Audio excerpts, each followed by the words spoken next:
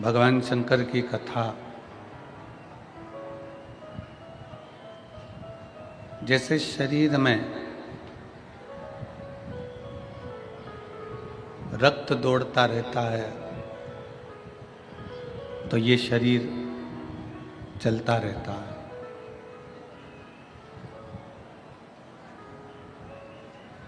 शरीर में अगर रक्त दौड़ रहा है तो ये शरीर चल रहा है।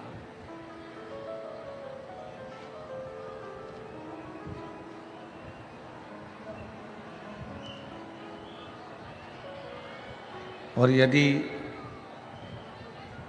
शरीर में रक्त दौड़ना बंद हो जाता है, शरीर में रक्त चलना बंद हो जाता है, रक्त दौड़ना बंद हो जाता है तो शरीर भी चलना बंद हो जाता है।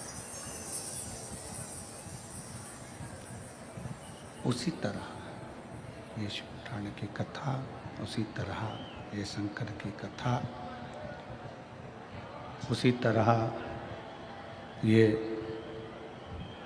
शिव महापुराण की कथा भी हमारे जीवन में जब प्रतिदिन रोज रक्त की तरह दौड़ रही है, रक्त की तरह चल रही है, तो ये मान कर चलिए कि हमारी भी जिंदगी, हमारा भी जीवन शिव के आश्रित होकर चल रहा है।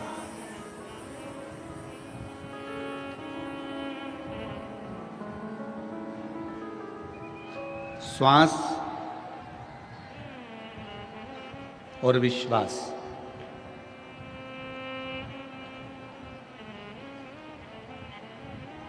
ये दोनों अगर टूटते हैं, श्वास और विश्वास अगर ये दोनों टूट जाते हैं, टूटते हैं, तो फिर कुछ बचता नहीं।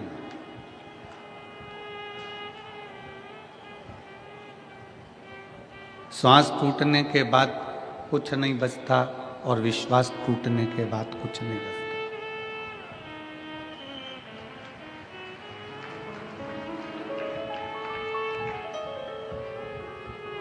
यहाँ लाखों की संख्या में शिव भक्त आए हैं।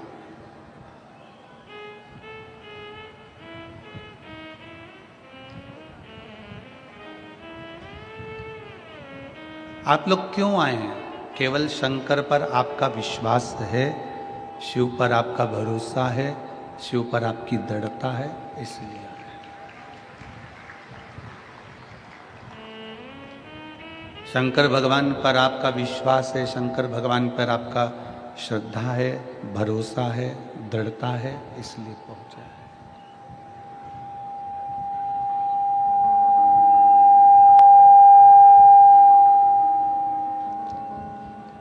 श्वास टूटने के बाद कुछ नहीं रहता और विश्वास टूटने के बाद कुछ नहीं रहता।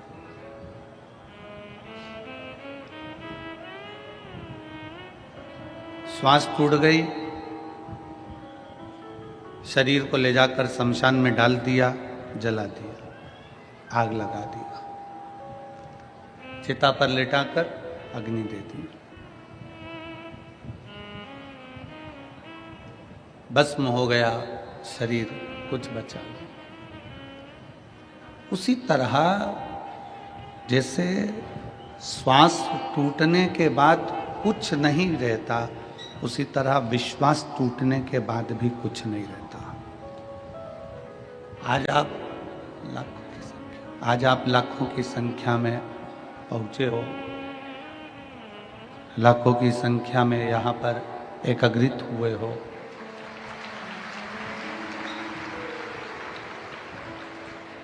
और लाखों की संख्या में आप लोग यहाँ पहुँचे हुए हो, एकत्रित हुए हो।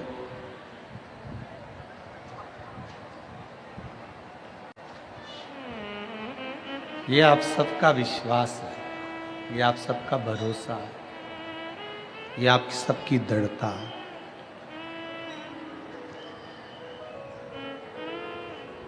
और विश्वास,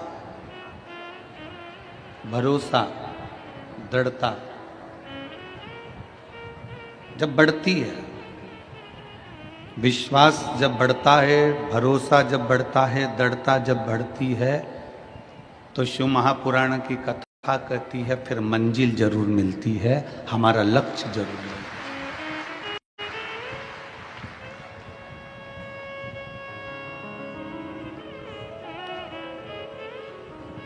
यहां जितने बैठे हो ना, मेरे भोले बाबा ने आपको कम नहीं दिया।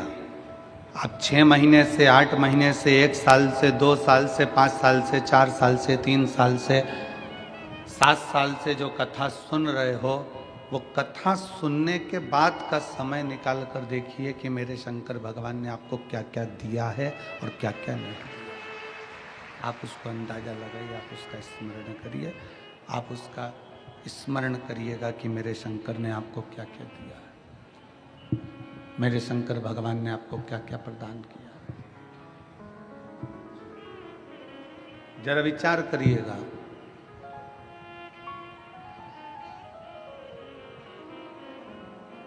हम केवल भजन में नहीं कह देते कि खाली ना जाता कोई दर से तुम्हारे, केवल ये बात। भजन से मतलब इसमें हम भजन के माध्यम से नहीं कर रहे, हम तो ये हमारे विश्वास के माध्यम से कर रहे हैं कि भरोसा जब पक्का होता है, विश्वास जब दृढ़ होता है, तो दुनिया में कोई खाली नहीं जाता। एक प्रैक्टिकल आपके और हमारे जीवन का है।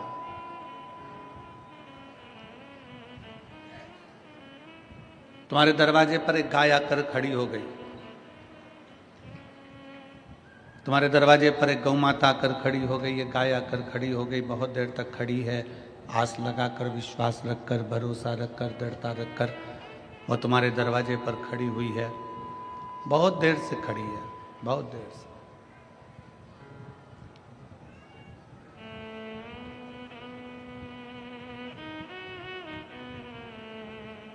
अब तुमने उसको भगा भी दिया, फिर वो गाय आ गई। तुमने भगा भी दिया उस गाय को, गला पकड़ रहा है माई, तुमने भगा भी दिया उसको, फिर वो वापिस आ गई। फिर तुमने उसको हटा दिया, गाय फिर आ गई। बार बार वो गाय क्यों आ रही है? क्योंकि उसको मालूम है कि इस दरवाजे से मुझे मिलेगा जरूर, एक रोटी इस दरवाजे से मुझे प्राप्त जरूर होगी, ये पक्का है। ये गाय का विश्वास है, ये गाय की दृढ़ता है, ये गाय का भरोसा है, ये गाय का भरोसा, ये गाय की दृढ़ता, ये गाय का विश्वास है कि मुझे इस दरवाजे से एक रोटी जरूर मिलेगी, एक रोटी जरूर मिलेगी। ये गाय का भरोसा कहता है, गाय का विश्वास कहता है। तुमने एक बार भगा दिया तो फिर आई, फिर भगाया, फिर आई, फिर भगाया, फिर आई, आखिरी में तुम अंदर गई और तुमने एक रोटी निकाल कर लाकर गौ माता को दी।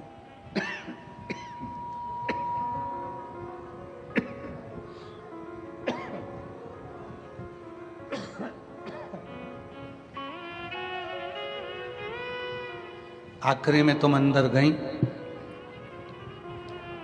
और एक रोटी निकालकर तुमने गाय को लाकर दे दिया, गौ माता को दिया।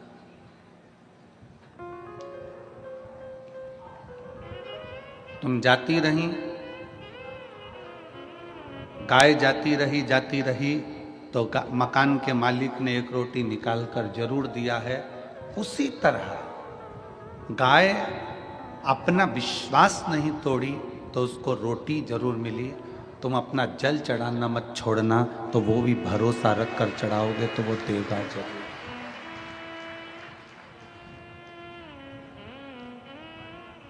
गाय जाती रही तो उसको रोटी मिली जरूर है। पक्षी छत पर आता रहा तो उसको दाना मिला जरूर है। और शिव महापुराण की कथा में अपने आसपास का क्षेत्र हो, नज़दीक में हो और शंकर का मंदिर अगर पास में हो तो जाते रहना। पक्षी को दाना मिल सकता है, गाय को रोटी मिल सकती है, तो हमें भी हमारा बाबा कुछ ना कुछ दे ही सकता है।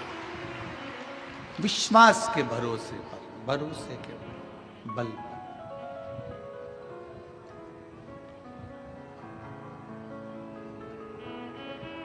पूरी शिव महापुराण कथा का सबसे बड़ा भाव है आपका विश्वास।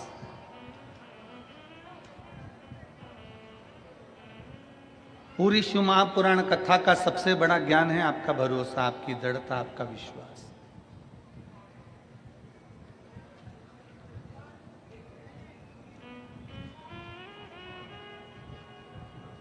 और यदि विश्वास दृढ़ है, एक पत्र है, देखिए,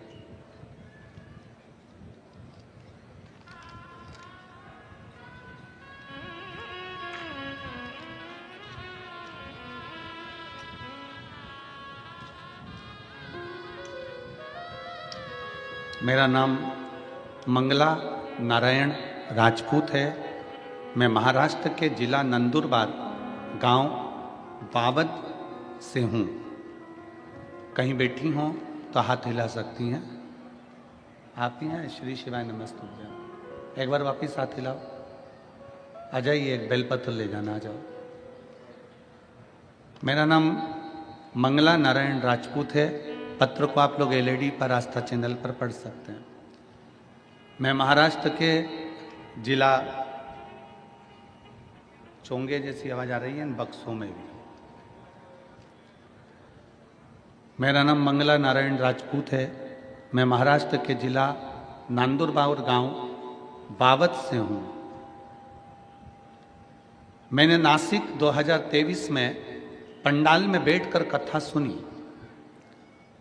भोले बाबा का नाम लेके मैं वहां की मिट्टी को उठाकर लाई। मेरी बेटी राधा राजपूत सरकारी नौकरी की तैयारी कर रही थी। कई बार उसने प्रयास किया पर सफलता नहीं मिली। राधा राजपूत ने विचार करा कि अब एग्जाम नहीं दूं, पर बाबा पर भरोसा कर कर मैंने कहा मैं नासिक की कथा सुन के आती हूं और बाबा से कह कर आती हूं। मैंने सुना है कि पंडाल में बैठकर जो बोला जाए, पंडाल में बैठकर जो कहा जाए, बाबा वो सुनता जरूर है। मैंने नासिक की कथा पंडाल में बैठकर श्रवण करी और पंडाल में बैठकर कथा सुनकर वहाँ की थोड़ी सी मिट्टी लेकर मैं बाबा को प्रणाम कर कर आ गए। बाबा ने ऐसी कृपा कर दी गुरुदेव कि मेरी बेटी ने जो जो एग्जाम दिए थे, 6 महीने के अंदर मेरी बेटी ने जो जो एग्जाम दिए, उन सारे एग्जाम का परीक्षा दी। उस परीक्षा का रिजल्ट मेरे बाबा ने दिया और 6 महीने में मेरी बेटी जितने एग्जाम देती थी, सारे एग्जाम का फल बाबा देता था और 5 जगह से सरकारी नौकरी मेरी बेटी के लिए आई।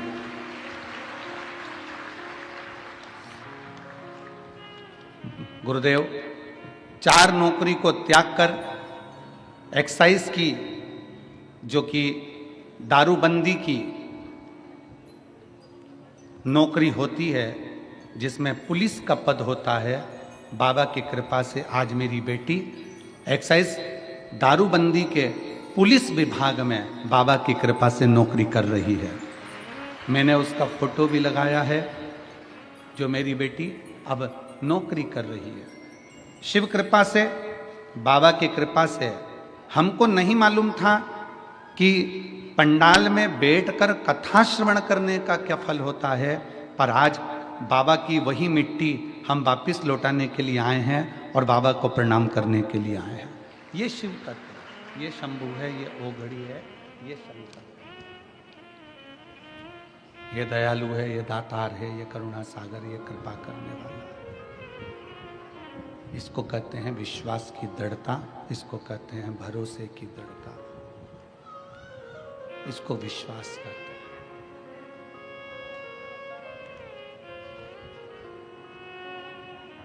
शिव की प्रियता है, उसका भरोसा।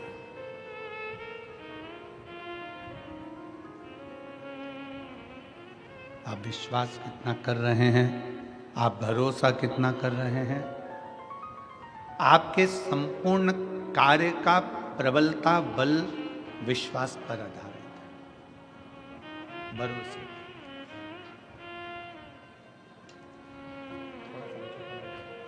थोड़ा सा आप कितना भरोसा भगवान पर कर रहे हैं, आप कितना विश्वास भगवान पर कर रहे हैं, ये आपके ऊपर निर्भर करता है। मेरी जीजियों, मेरे जीजाओं, इस पवित्र पावन प्रांगण में, इस मंडप में, कथा के पंडाल में विराजमान सभी श्रोता भाई बहन, बेटियां, बेटा, मेरी माताओं, मेरे भाई, एक विश्वास अपने अंदर उत्पन्न करिए, एक भरोसा अपने अंदर उत्पन्न करिए, एक दृढ़ता अपने अंदर उत्पन्न करिए। और जब भरोसा और विश्वास आपके भीतर दृढ़ होगा तो आप जो शिव महापुराण की कथा सुन रहे हो ना, मेरा बाबा झोली भरकर जरूर भेजेगा, विश्वास पर।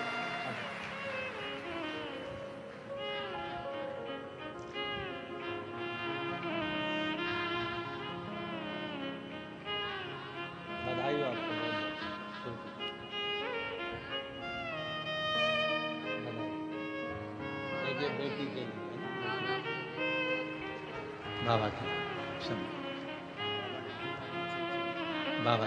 की बाबा शिव कृपा से। भाऊ कह रहे हैं कि हमें उम्मीद नहीं थी, हमारी बेटी को एक साथ 6 नौकरी का ऑफर आया, सरकारी 6 नौकरियां साथ। हमें विश्वास नहीं था, हमें भरोसा नहीं था। आप कथा के पंडाल में बैठकर उसको नमन कर रहे हो तो विश्वास के साथ कर रहे हो, भरोसे के साथ कर रहे हो तो विश्वास के साथ देता है, भरोसे के साथ वो देता है। और खाली न जाता कोई दर से तुम्हारे, खाली न जाता कोई दर से तुम्हारे, मैं भी खड़ी हूँ नंदी बाहे फसा। बहुत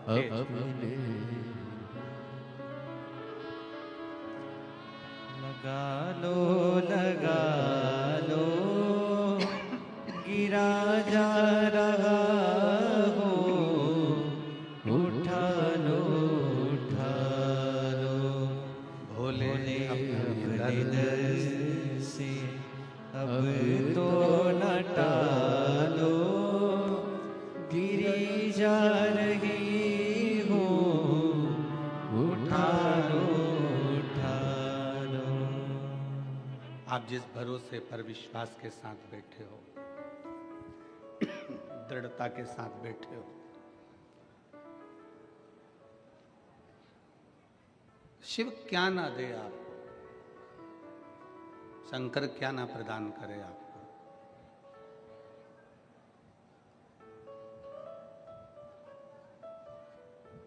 भरोसा दृढ़ बनाइए।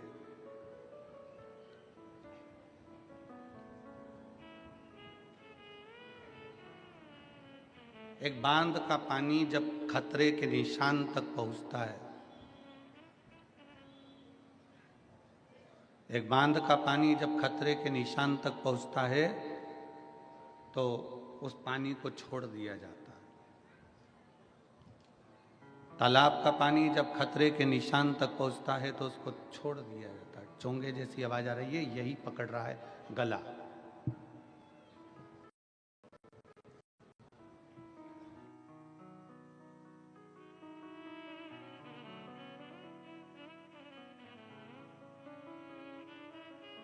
शंभू, तालाब का पानी जब बढ़ता है तो उसको छोड़ दिया जाता है,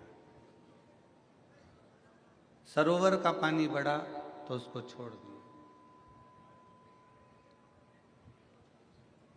खतरे के निशान तक पानी पहुंचता है तो उसको छोड़ देते हैं।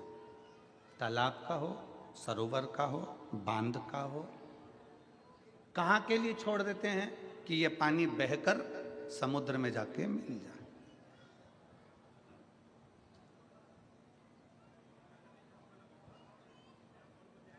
समुद्र में जाके ये पानी मिले।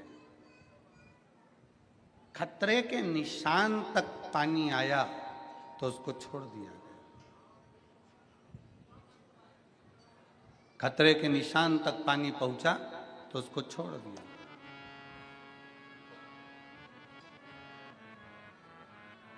और उस पानी को छोड़ा इसलिए कि वो पानी समुद्र में जाकर मिल जाए। जैसे पानी बढ़ता चले जाता है और खतरे के निशान तक पहुंच जाता है तो पानी को छोड़ दिया जाता है, उसी तरह जब आपकी उम्र भी खतरे के निशान तक पहुंचने लगे तो इस उम्र को भी भोलेनाथ के चरणों में छोड़ दो।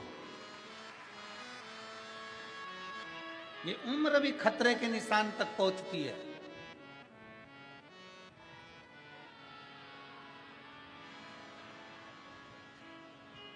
बचपन गया, जवानी आ गई, जवानी गई, अधेड़ी आ गई, अधेड़ी गई, बुढ़ापा आ गया। अब उम्र और बढ़ती चली जा रही है, खतरे के निशान तक पहुंचती चली जा रही है। कब प्राण छूट जाए किसको मालूम। कौन सा पल, कौन सी घड़ी, कौन सा क्षण आपका और हमारा कौन सा आखिरी है, ये किसको मालूम। पानी जब खतरे के निशान तक होता है तो उसको छोड़ दिया जाता है समुद्र से मिलने के लिए। और उम्र चलते चलते जब खतरे के निशान पर आ जाए तो इस उम्र को भी छोड़ दिया जाए भोलेनाथ से मिलने के लिए। इस उम्र को परमात्मा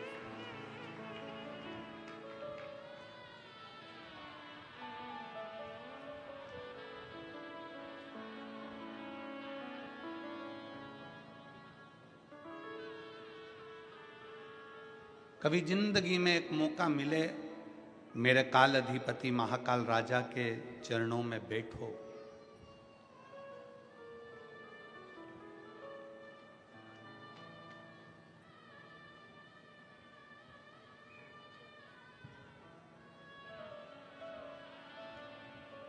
हम जहाँ ठहरे हुए हैं वहाँ पर कलम थोड़ी देर के लिए ऊपर की ओर गए तो वहाँ किसी ने पूछा कि गुरुजी, आप कहते हो कि महाकाल के चरणों में, भगवान देवाधिदेव महादेव के चरणों में बैठो, हमारी बात क्या महाकाल सुनता है?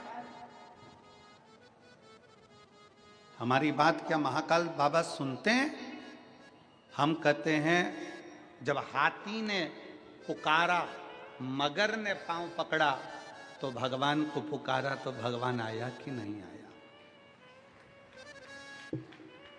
एक चींटी के पांव में भी अगर पायल बांध दी जाए और पायल बजे चींटी के पांव की तो वो पायल का शब्द भी सुन लेता है। एक इल्ली भी अगर तड़पती है तो उसका भी शब्द मेरा काल अधिपति महाकाल सुन लेता है। तो संसार में जन्म लेने वाले प्रत्येक मनुष्य की बात शिव सुनता है।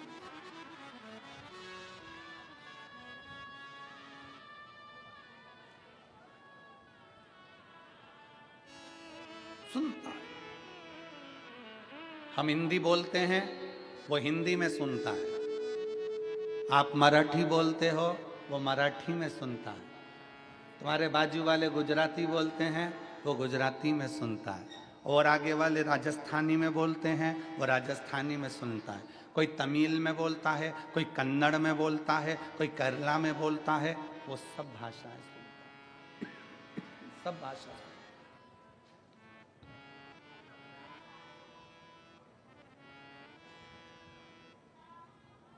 तुम्हें 10-20 भाषा आती होगी, कितनी भाषा आती होगी? आपको और हमको 10-20 भाषाओं का स्मरण हो सकता है, हम समझ सकते हो। पर उससे पूछो, वो चिड़िया की भी भाषा समझता है, इल्ली की भी भाषा समझता है, झिंगुर की भी भाषा समझता है, चूहे की भी भाषा समझता है, पशु और पक्षी की भी भाषा समझता है। दर्द केवल मनुष्य को ही नहीं, शिव पुराण की कथा कहती है दर्द इस मृत्यु लोक में चाहे जलचर हो, थलचर हो, वायुचर हो, कोई भी जीव हो, दर्द उसको भी होता है। और वो सबका दर्द मिटाने के लिए अपनी कैलाश को छोड़कर, अपनी अवंतिका नगरी को छोड़कर मेरा महाकाल राजा तुम्हारे करीब में आ ही जाता है। दर्द किसको नहीं होता?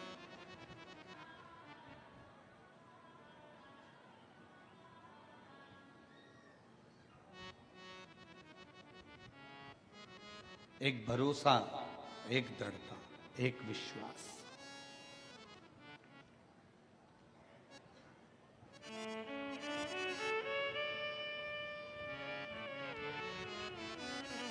कितना सुंदर किसी ने कहा कि मानो तो मैं गंगा मां हूं और ना मानो तो मैं बहता पानी। अगर मान रहे हो तो मैं गंगा जी हूं, नहीं मानोगे तो बहता पानी हूं।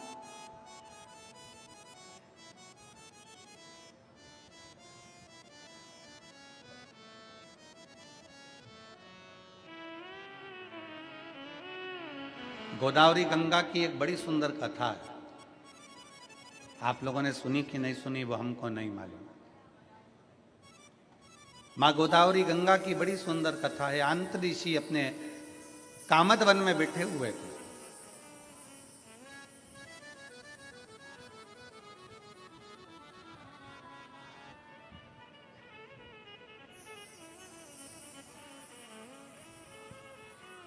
और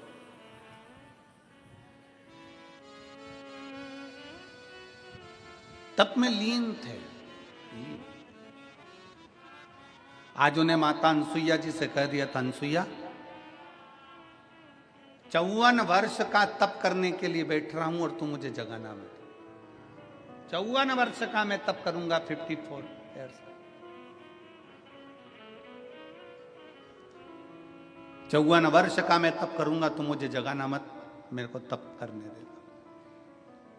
मुझे तप में बैठना है और मुझे तप करना है। 54 वर्ष तक तू मुझे जगाना मत। कामद वन में आंत्री और अनसुईया निवास कर रहे हैं और आंत ऋषि तप में लीन हो जाते हैं, तप में डूब जाते हैं।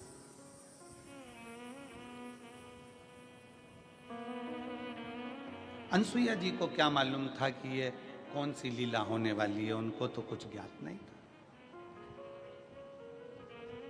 पति दुकान पर क्या कर रहा है, सर्विस में क्या कर रहा है, नौकरी में क्या कर रहा है, फैक्ट्री में क्या कर रहा है, पत्नी को उससे मतलब नहीं है। पत्नी को तो ये मतलब है कि मेरा सुहाग अमर रहे, मेरे बच्चे अच्छे रहें, परिवार में कोई दुखी ना हो, मेरे सास ससुर, मेरे परिवार सब अच्छे से रहे। पत्नी का फर्ज ये है कि वो अपने परिवार का सुख चाहती है। स्त्री क्या चाहती है? अपने परिवार का सुख।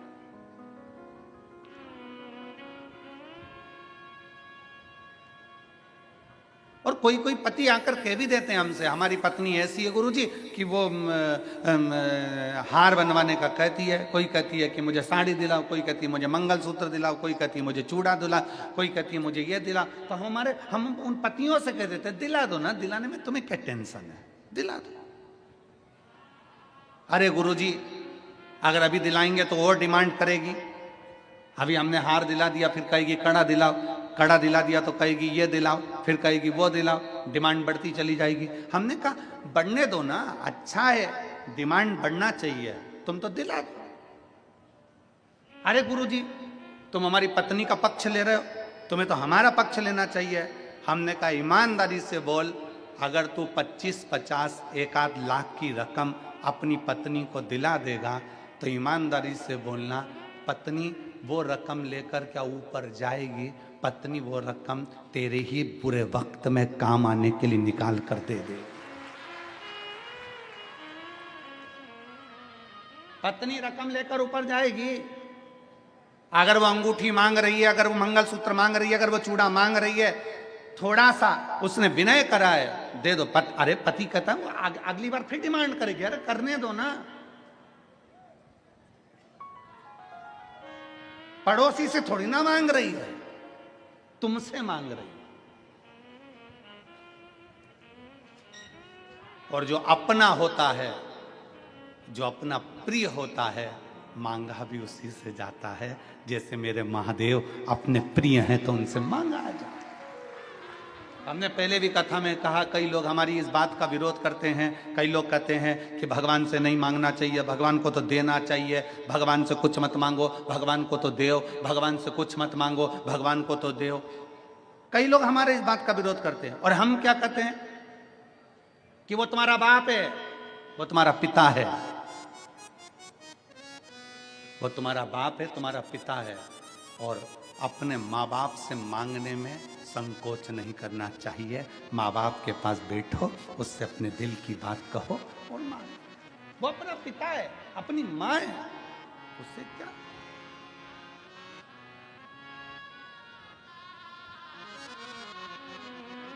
हम दूसरे से तो नहीं मांग रहे, हम दूसरे के दरवाजे पर तो नहीं जा रहे, हम दूसरे की चौखट पर तो नहीं जा रहे। और फिर निवेदन है, कोई तुमसे कह दे कि वहां चले जाओ, वहां से ये मिल जाएगा, वहां चले जाओ, वहां से ये मिल जाएगा, वहां चले जाओ, वहां से ये मिल जाएगा। नहीं नहीं, हमें अपने शिव को छोड़कर हम कहीं नहीं जा सकते। हमारा भरोसा हमारा शंकर है।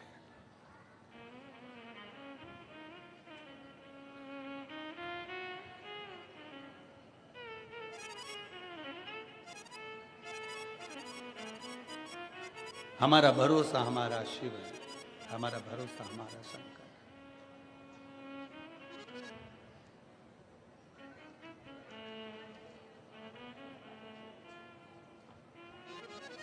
और जब हमारा भरोसा हमारा शिव हो जाए तो वो लीला रचता है। स्त्री के पास में अगर कोई सामान रखा हुआ है, कोई साड़ी अच्छी मिल गई है, मेरी जीजियों पर विश्वास तो करो। ये मेरी इतनी सारी बहनें बैठी हैं ना, ओ मेरे जीजाओ, इन पर जरा भरोसा कर कर देखना। मायके से भी अगर अच्छी साड़ी मिल जाती है ना, तो ये मेरी बहनें पहनती नहीं है, पेटी में रख देती है। मेरी बेटी बड़ी होगी, उसकी शादी होगी तो उसके दहेज में दे दूंगी।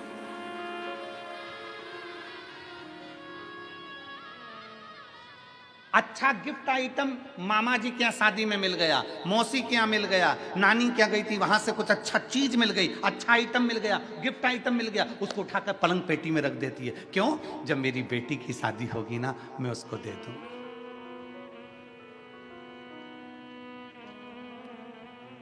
थोड़ा सा अच्छा सामान मिल गया ना, मेरी ये जीजियां उठाकर संभाल के रख देती हैं। मेरी बहू आएगी ना, उसको दे दूं। और क्या चाहिए तुमको?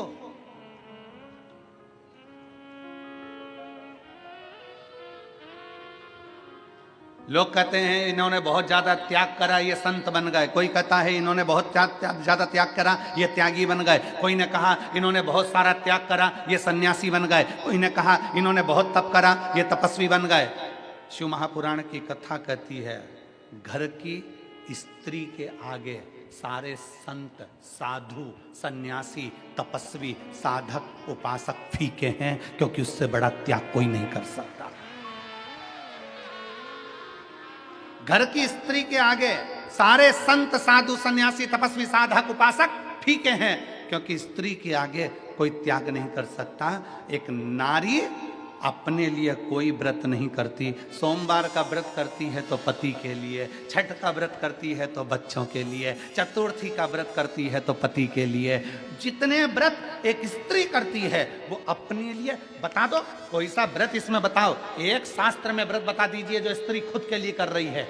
पति के लिए अखंड सौभाग्य के लिए करेगी, तीज का व्रत अखंड सौभाग्य के लिए करेगी, चतुर्थी का व्रत अखंड सौभाग्य के लिए करेगी, पंचमी का व्रत अपने बच्चों के लिए करेगी, छठ का व्रत अपने बच्चों के लिए करेगी। एक स्त्री अपने लिए कोई व्रत नहीं करती, अपनी उम्र बढ़ाने के लिए कोई व्रत नहीं करती, अपनी सेफ्टी के लिए कोई व्रत नहीं करती। अगर भारत की भूमि की एक नारी अगर व्रत करती है तो अपने परिवार, अपने पति और अपने बच्चों के लिए करती है। इससे बड़ा त्याग कौन कर सकता है? इससे बड़ा तपस्वी कौन हो सकता है? इससे बड़ा सन्यासी कौन हो सकता है? इससे बड़ा साधक कौन होगा?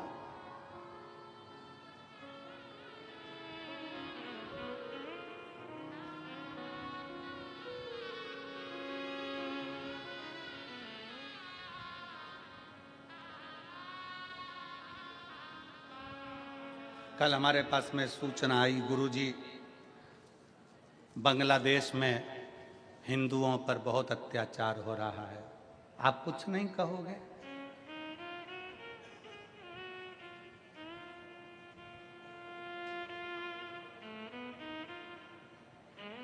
हमने कहा बांग्लादेश में हिंदुओं के साथ अत्याचार हो रहा हो या किसी भी देश में अत्याचार हो रहा हो, सभी हिंदू भाई बहनों से निवेदन है, हाथ जोड़ने का समय खत्म हो गया हो तो हाथ खोलने का समय चालू कर दो।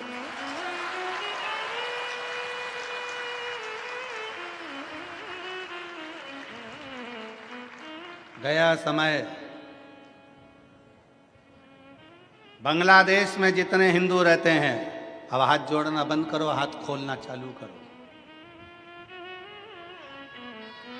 गया समय।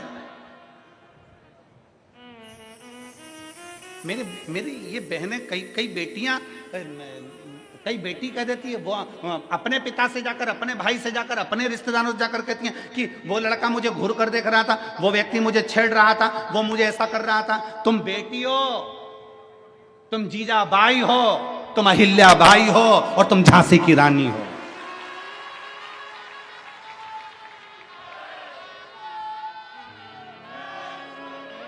तुम अकेली हो क्या? अकेली एक स्त्री, एक बेटी अपने पिता से जाकर कहे कि वो लड़का मुझे छेड़ रहा था, कोई जाकर कहे कि अपने भाई से वो लड़का मुझे छेड़ रहा था। अरे तुम जीजा बाई बन जाओ, अरे तुम झांसी की रानी बन जाओ, तुम अहिल्या बाई बन जाओ। किसी की हिम्मत नहीं कि कहीं का माई का लाल तुम्हें आंख उठा कर देख ले। मेरी बेटियों, माला भी साथ रखो और भाला भी साथ रखो, कभी भी कुछ भी काम आ सकता है, कभी भी कुछ भी काम आ सकता है। कब तक डरोगे, कब तक झेपोगे? अपनी जिंदगी को मस्त होकर जियो, अलमस्त होकर। जीवन की आनंदता है जीवन की।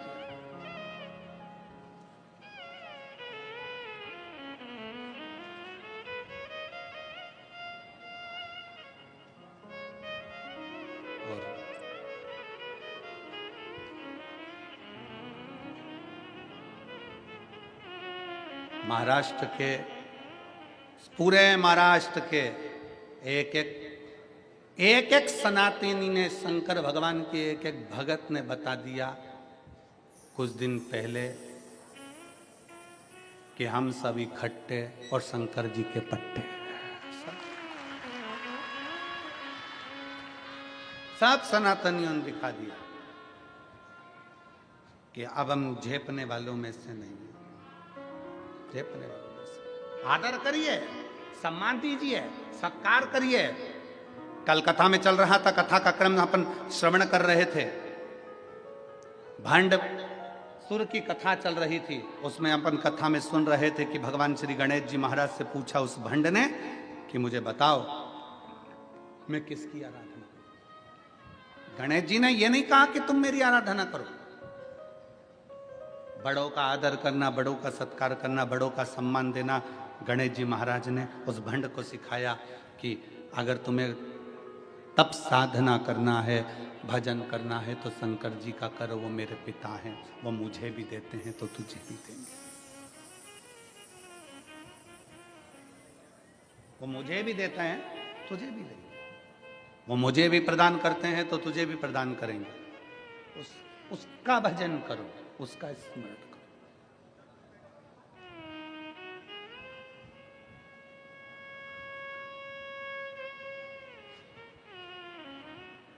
भंडासुर ने शंकर भगवान की आराधना करी और शिव की आराधना। कल की कथा में अपन ने सुना था कि शिव जी से वर मांगा, क्या चाहिए तुझे? 60,000 वर्ष तक मेरा राज्य रहे, मेरा राज्य। तथास्तु। मैं मरूं ना। शंकर भगवान ने कहा यह नहीं हो सकता कि तू मरेगा नहीं।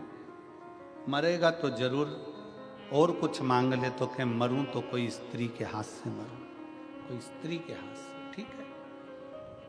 स्त्री में सामर्थ्यता ही नहीं होगी, भंड ने कहा, जो मुझे मार सके।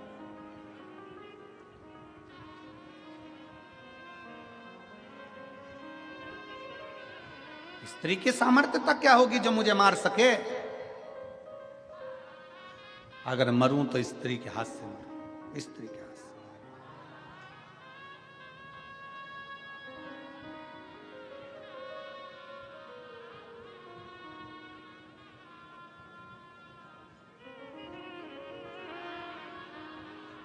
दुनिया के लोग समझते नहीं हैं।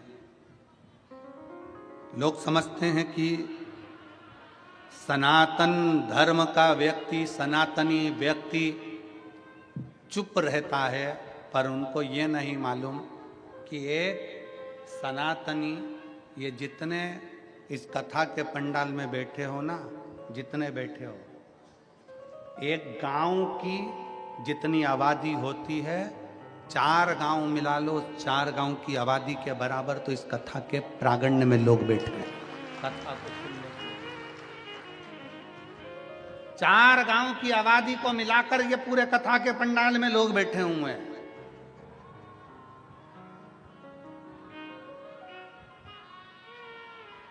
सनातन धर्म की जागरूकता किसको कहते हैं?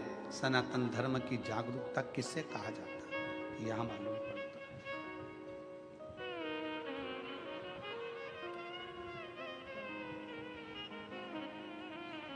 शिव भक्ति किसको कहते हैं? यह मालूम पड़ता है। विश्वास, भरोसा, दृढ़ता शिव के प्रति किसको? जागरूक हो। एक स्त्री के हाथ से तेरे प्राण छूटेंगे, ठीक है? भंड गया, शुक्राचार्य जी को मालूम पड़ा, मैं दानव का सिंहासन खाली था, उस सिंहासन पर उसको बिठा दिया, मैं का पूरा राज्य भंडासुर को दे दिया।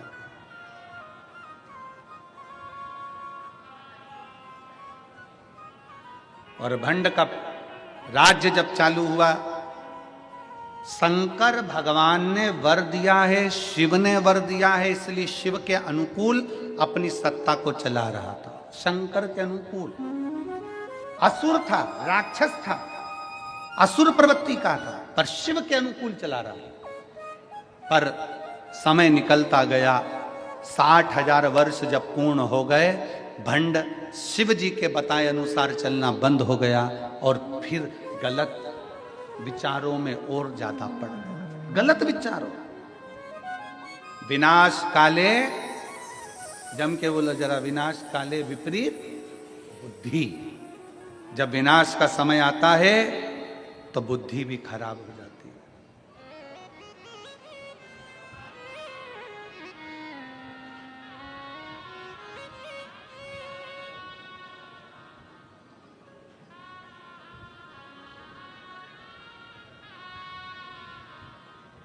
अभी काशी की कथा में एक व्यक्ति ने प्रश्न किया, क्यों गुरुजी, ये रावण की बुद्धि खराब थी क्या?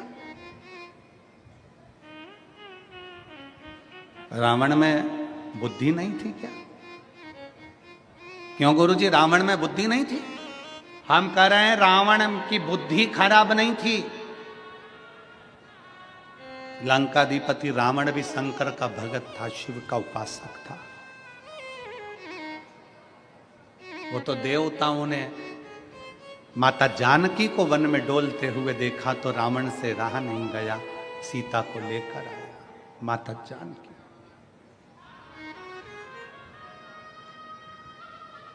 और ले जाकर कहां रखा? जम के बोलो, कहां ले जाकर रखा था? अशोक वाटिका में। अशोक वाटिका में अपने गुप्तचरों से कह दिया, सीता जी को कोई कमी नहीं आना चाहिए, जो खाए वो खिलाओ, जो पहने वो पहनाओ, जैसी रहे वैसी रहने दो।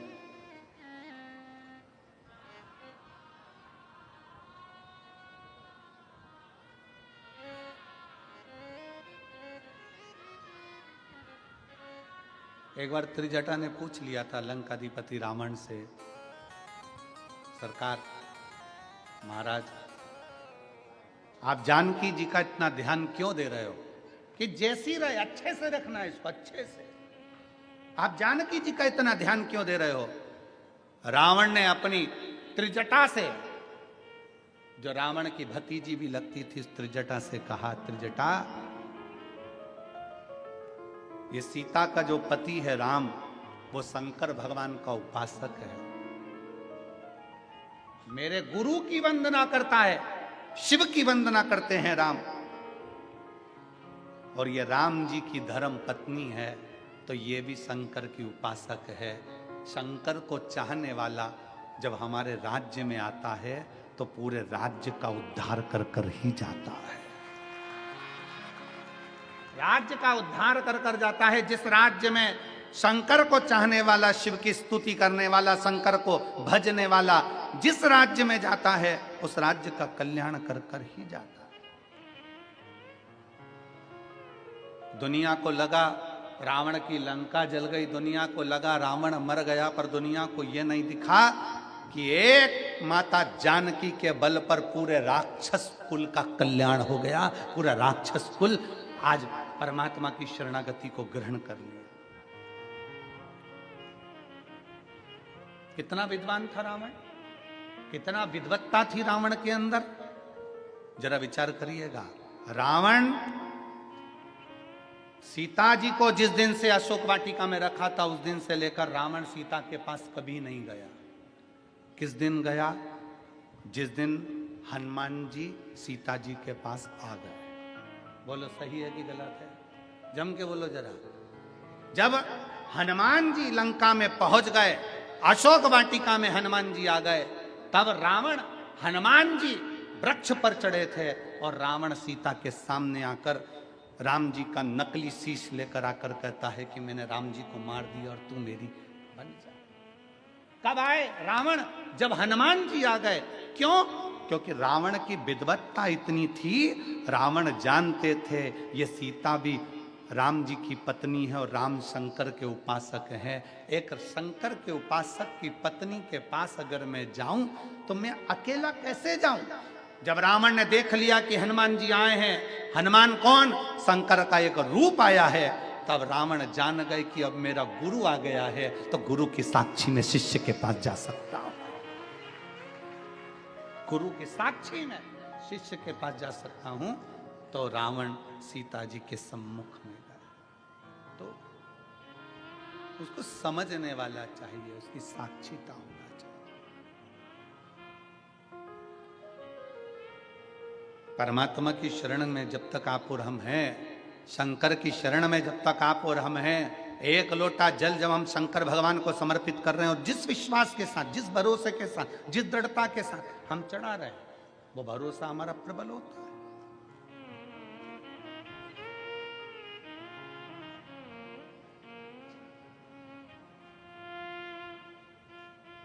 विश्वास किसको कहते हैं? अंदाजा लगाइएगा जरा।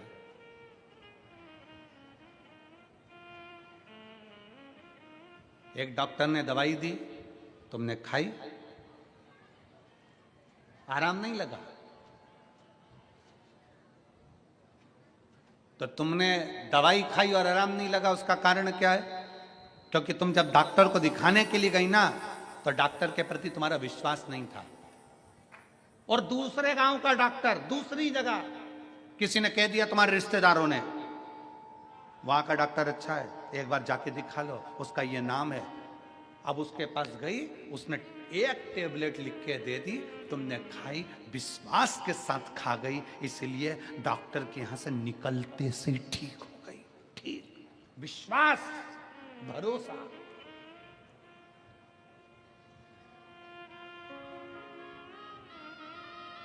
अब दोनों डॉक्टरों की पढ़ाई का ध्यान दिया गया, उसने भी पढ़ा, इसने भी पढ़ा, उसने भी पढ़ाई करी, इसने भी पढ़ाई करी, दोनों का अंदाजा लगाया गया तो मालूम पड़ा कि तुम्हारे गांव का जो डॉक्टर था वो प्रबल था, प्रखर था, ज्यादा पढ़ा लिखा था, ज्यादा विद्वान था, पर तुम्हारा विश्वास उसके प्रति नहीं था, इसलिए उसकी गोली भी असर नहीं करी और उसके पास में पहुंची। तुम्हारा विश्वास था कि मुझे किसी ने बताया है कि वो गोली खाते ठीक हो जाएगी, तो ठीक हो। भरोसा, विश्वास, दृढ़ता।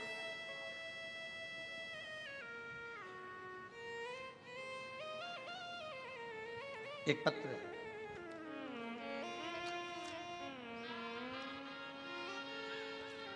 मैं सुभाष तुकाराम पाटिल, मैं सुल्तानपुर जिला नंदुरबार का निवासी हूँ। कहीं बैठे हों तो हाथ हिला सकते हैं। अगर कहीं बैठे हों तो हाथ हिला सकते हैं। मैं सुभाष तुकाराम पाटिल, मैं सुल्तानपुर जिला नंदुरबार का निवासी हूँ।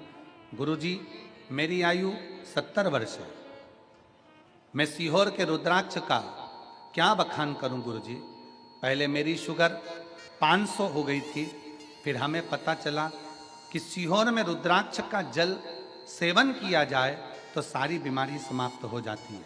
हमने भी सीहोर जाकर एक रुद्राक्ष लिया और उस रुद्राक्ष को रात भर पानी में गलाकर उस पानी को शिवजी पर चढ़ाकर पीना चालू किया। गुरुजी, उस रुद्राक्ष के पानी का प्रभाव ऐसा हुआ कि आज मेरी शुगर का लेवल नॉर्मल 120 की तरफ आ गया और मैं पूर्ण तरह से स्वस्थ हो गया। आपका विश्वास, आपका भरोसा, अगर कहीं बैठे हो तो एक बेलपत्र लेने के लिए आ सकते हैं। सुभाष तुकाराम पाटिल, सुल्तानपुर जिला नंदुरबार। आपका भरोसा दृढ़ हो, विश्वास दृढ़ हो।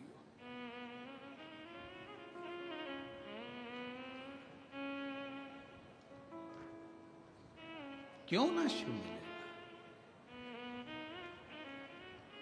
अभी तक भंडसुर शिव के अनुकूल चल रहे थे, अब शंकर के अनुकूल नहीं। अब असुर प्रवृत्ति और प्रबल हो गई, और प्रबल। और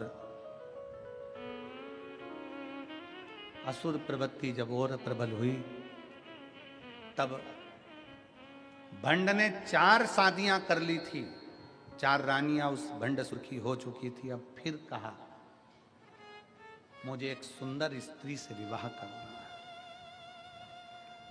सुंदर स्त्री से। किसी ने कहा वो सुंदर स्त्री तो शंकर जी की पत्नी है, शिव की अर्धांगिनी। और पहले भी शिव महापुराण के कथा के माध्यम से कहा, पर स्त्री और पर धन। जब हम इस पर गलत दृष्टि दे देते हैं तो समझ लेना कि हमने अपने पूरी कुल को डुबोने का सोच लिया। हमने पूरे कुल को डुबोने का सोच लिया। पर स्त्री, पर धन हमें बर्बादी की ओर लेकर चले जाता है, बर्बादी।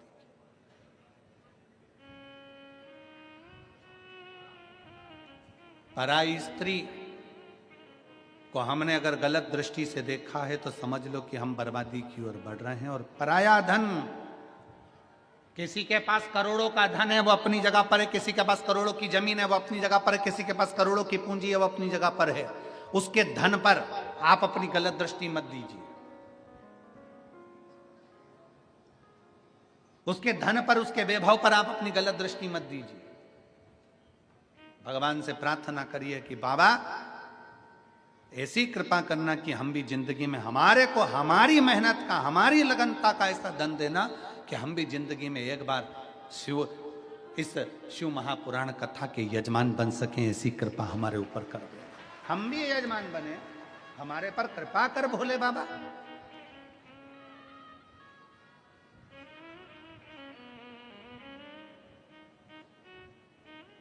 उससे प्रार्थना करिए, उससे निवेदन करिए, उससे विनय करिए।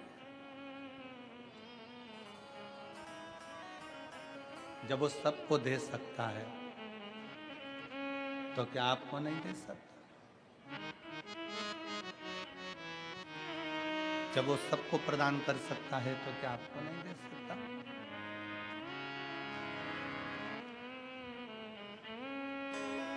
अरे धन धन भोलानाथ बाट दिए, 3 लोक एक पल भर में, ऐसे दीन दयाल मोरे बाबा, भरे खजाना पल भर में। वो दुनिया को दे रहा है, सबको प्रदान कर, तो क्या आपको नहीं दे सकता?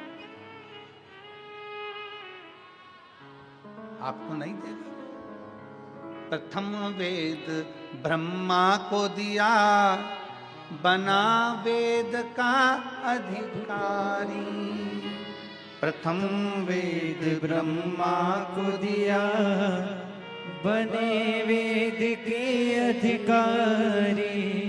विष्णु को दे दिया चक्र सुदर्शन, लक्ष्मी सी सुंदर नारी।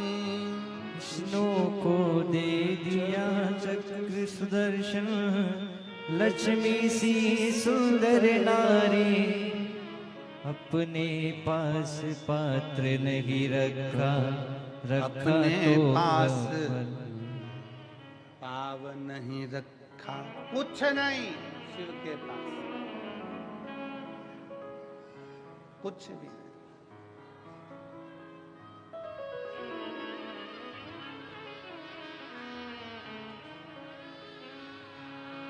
सब लुटा दिया, सब कुछ अपने पास में नहीं रखा, सब कुछ प्रदान किया। वो अपने पास रखता ही नहीं है, दुनिया को देना जानता है वो। और फिर भी कुछ भी नहीं है। भगवान विष्णु के पास वैकुंठ का राज्य है, ब्रह्मा जी के पास ब्रह्मा जी का ब्रह्मलोक का राज्य है, इंद्र के पास इंद्रलोक का राज्य है, गरुण वरुण के पास सारी दुनिया का राज्य है। शंकर जी के पास कुछ भी नहीं है, शमशान में निवास है, फक्कड़ है, कुछ नहीं। तो भी देवता और मनुष्य सबका एक, देव का भी देव महादेव। कुछ नहीं होने पर भी महादेव, कुछ नहीं होने पर।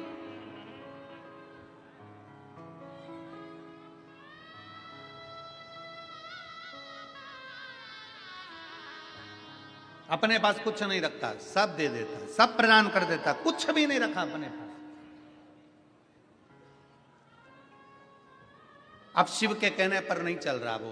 अब भंडसुर शंकर के अनुसार नहीं। अब उसने अपनी जाओ मेरे लिए एक अच्छी सुंदर स्त्री देख कर आओ। किसी ने कह दिया सुंदर स्त्री तो शंकर जी की, पर स्त्री पर दृष्टि दे। अभी तक उसने पर स्त्री पर दृष्टि नहीं दी थी तो बचा था।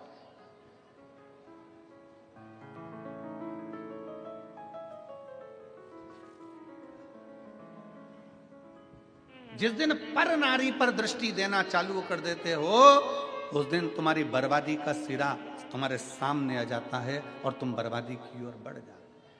और फिर निवेदन है, व्यक्ति गलत दृष्टि कब देता है? जवानी के समय पर। मछली पानी में और मनुष्य जवानी में जरा ज्यादा ही उछलता है।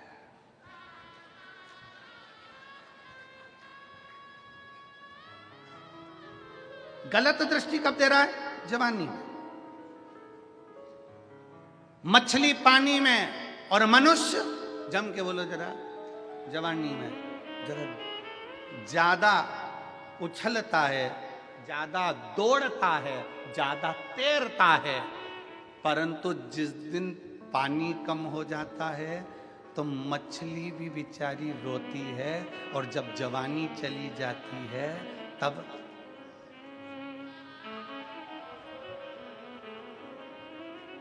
अब नहीं बोलूं तो अच्छा है, बोलूंगा तो कहोगे शुगर वाला महाराज फिर ऐसा बोल देता है।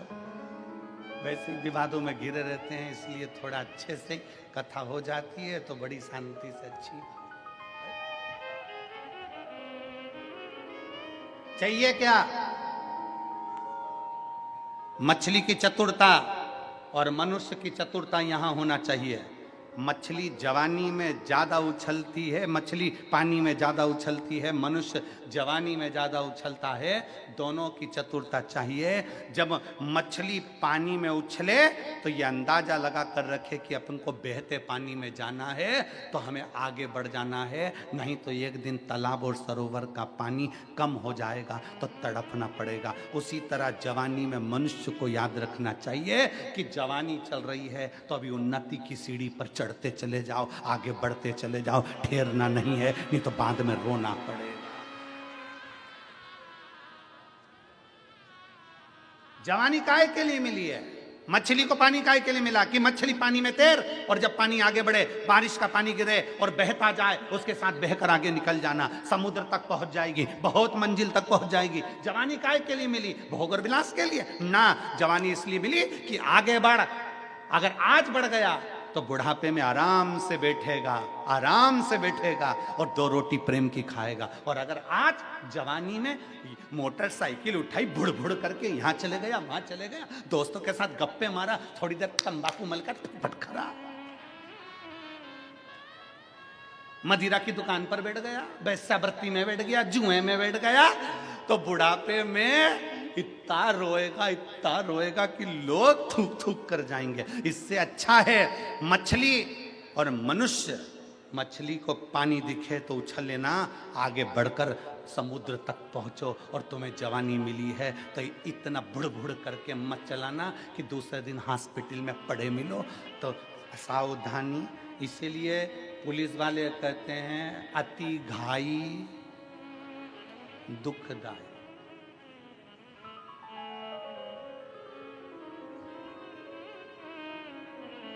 तुम चांद सिरपुर पुलिस ये ज्ञान देती रहती है, बोलो दे कि नहीं देती? कि नहीं देती?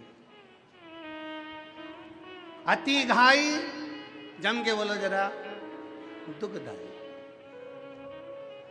इसलिए इतनी घाई नहीं करना। जवानी आई है, थोड़ा सावधानी रखिए, बहुत सावधानी रखना पड़ेगा। हम कई बहुओं से भी कहते हैं, हम कई बेटियों से भी कहते हैं, हम कई बेटों से भी कहते हैं, बहुत सावधानी रखना, बहुत सावधानी।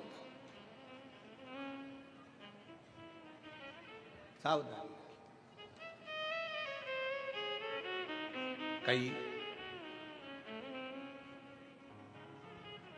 दूसरे धर्म के लड़के मोटरसाइकिल ले लेकर आएंगे, अपनी बॉडी सॉडी दिखाएंगे, अच्छा थोड़ा दिखाएंगे, तुम्हारे मोबाइल में 500 का बैलेंस डलवाएंगे और तुम्हारी ज़िंदगी बर्बाद कर कर फ्रिज के अंदर टुकड़े कर कर छोड़ जाएंगे। उससे अच्छा है कि अपने सनातन धर्म की मजबूती रखिए, अपने सनातन धर्म की मजबूती रखिए, अपने विचारों की मजबूती रखिए, अपनी सोच की मजबूती, भटके ना।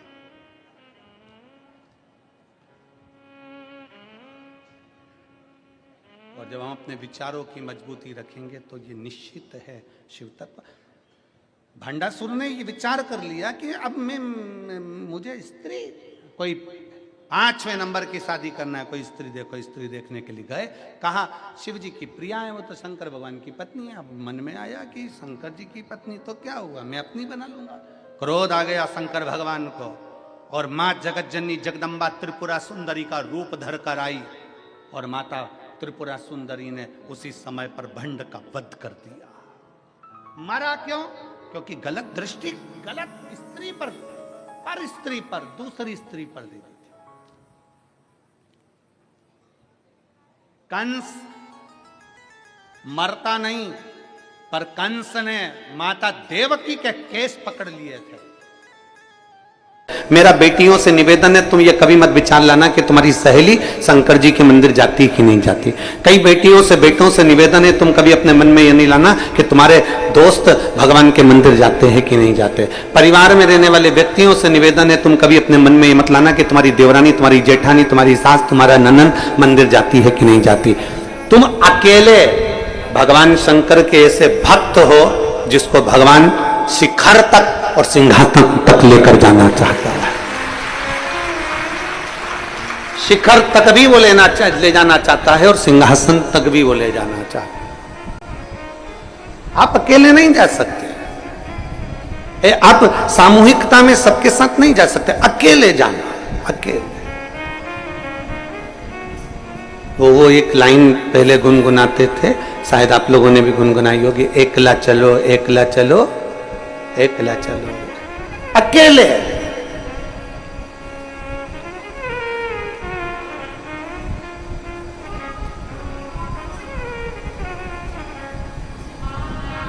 मंजिल तक पहुंचने के लिए कोई जरूरी नहीं है जिस ट्रेन में आप बैठे हो उस ट्रेन में सभी लोग सीहोर जा रहे होंगे। कोई भोपाल भी जा रहा होगा, कोई इंदौर भी जा रहा होगा, कोई जिसके जहां मर्जी होगी वहां जा रहा होगा। कोई जरूरी नहीं कि सभी सीहोर के स्टेशन पर उतर जाएंगे, पर आपकी मंजिल सीहोर है, आपकी मंजिल उज्जैन है, आपकी मंजिल बाबा का धाम है। इसलिए आप यहां उतर गए और उतरने के बाद आपने विचार करा कि मैं अब मेरे को कुबेरेश्वर धाम तक जाना है, कौन मेरे साथ जाएगा, कौन मेरे पास में आएगा, कौन मेरे साथ में जाने वाला है, कौन मुझे कुबेरेश्वर धाम तक पहुंचाने वाला है। तब उस जगह पर जो तुमने भगवान देवादिदेव महादेव को एक लोटा जल चढ़ाया है, तब कोई नहीं आएगा, तब तुम्हारा हाथ पकड़कर महादेव तुम्हें कुबेरेश्वर धाम तक ले जाए। बोल बम का नारा है, सारी समस्या का हल। तो तुम्हारी मंजिल तक तुम्हें अकेले चलना, अथक प्रयास के साथ, बहुत मेहनत के साथ चलना।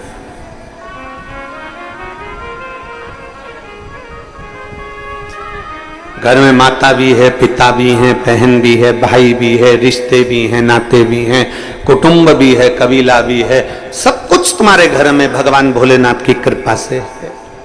पर चलना और मेहनत अकेले करना ही पड़ेगा, कोई दूसरा नहीं चलेगा तुम्हारे साथ। उसकी मंजिल आएगी वो चले जाएगा, उसका स्टेशन आएगा वो उतर जाएगा। एक सतगुरु का जो काम होता है ना, एक गुरु का जो काम होता है, गुरु का सबसे बड़ा काम होता है आपको राह दिखाना, आपको मंजिल तक रास्ता बता देना। पर इतना जरूर याद रखो कि गुरु रास्ता बतला देगा, गुरु राह दिखा देगा, पर गुरु आपके साथ पैदल पैदल चलकर या गाड़ी में बैठकर आपके साथ में मंजिल तक नहीं जाएगा।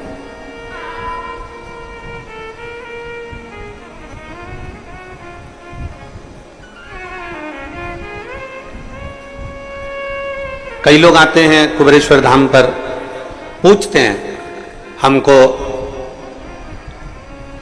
उज्जैन जाना है महाकाल बाबा के दर्शन करने के लिए। ट्रेन आती है, सुबह 10 बजे में मिलेगी, 11 बजे में मिलेगी, शाम को भी मिलेगी, रात्रि को भी मिलेगी। आराम से उज्जैन जाओ, बाबा का दर्शन करो।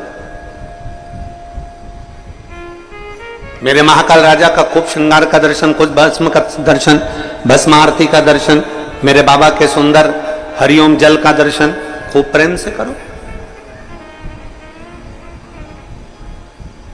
फिर कोई काम में लगा हुआ व्यक्ति और उससे कोई कह दे कि साहब मुझे उज्जैन जाना है, क्या मैं उज्जैन जा रहा हूं, क्या तुम मेरे साथ उज्जैन चल रहे हो? तो वो कहेगा देखो हमने मार्ग बता दिया, ट्रेन का समय बता दिया, बस का समय बता दिया, तुम्हें होटल का नाम बता दिया, धर्मशाला का नाम बता दिया, एड्रेस पूरा बता दिया, अब चलना किसको है? साथ वाला जो काम कर रहा है, जिससे तुमने एड्रेस पूछा, जिससे तुमने पूछा स्थान पूछा, वो नहीं जाएगा साथ में, साथ में कोई नहीं जाने वाला। आपको जाना है, आप चले जाओ।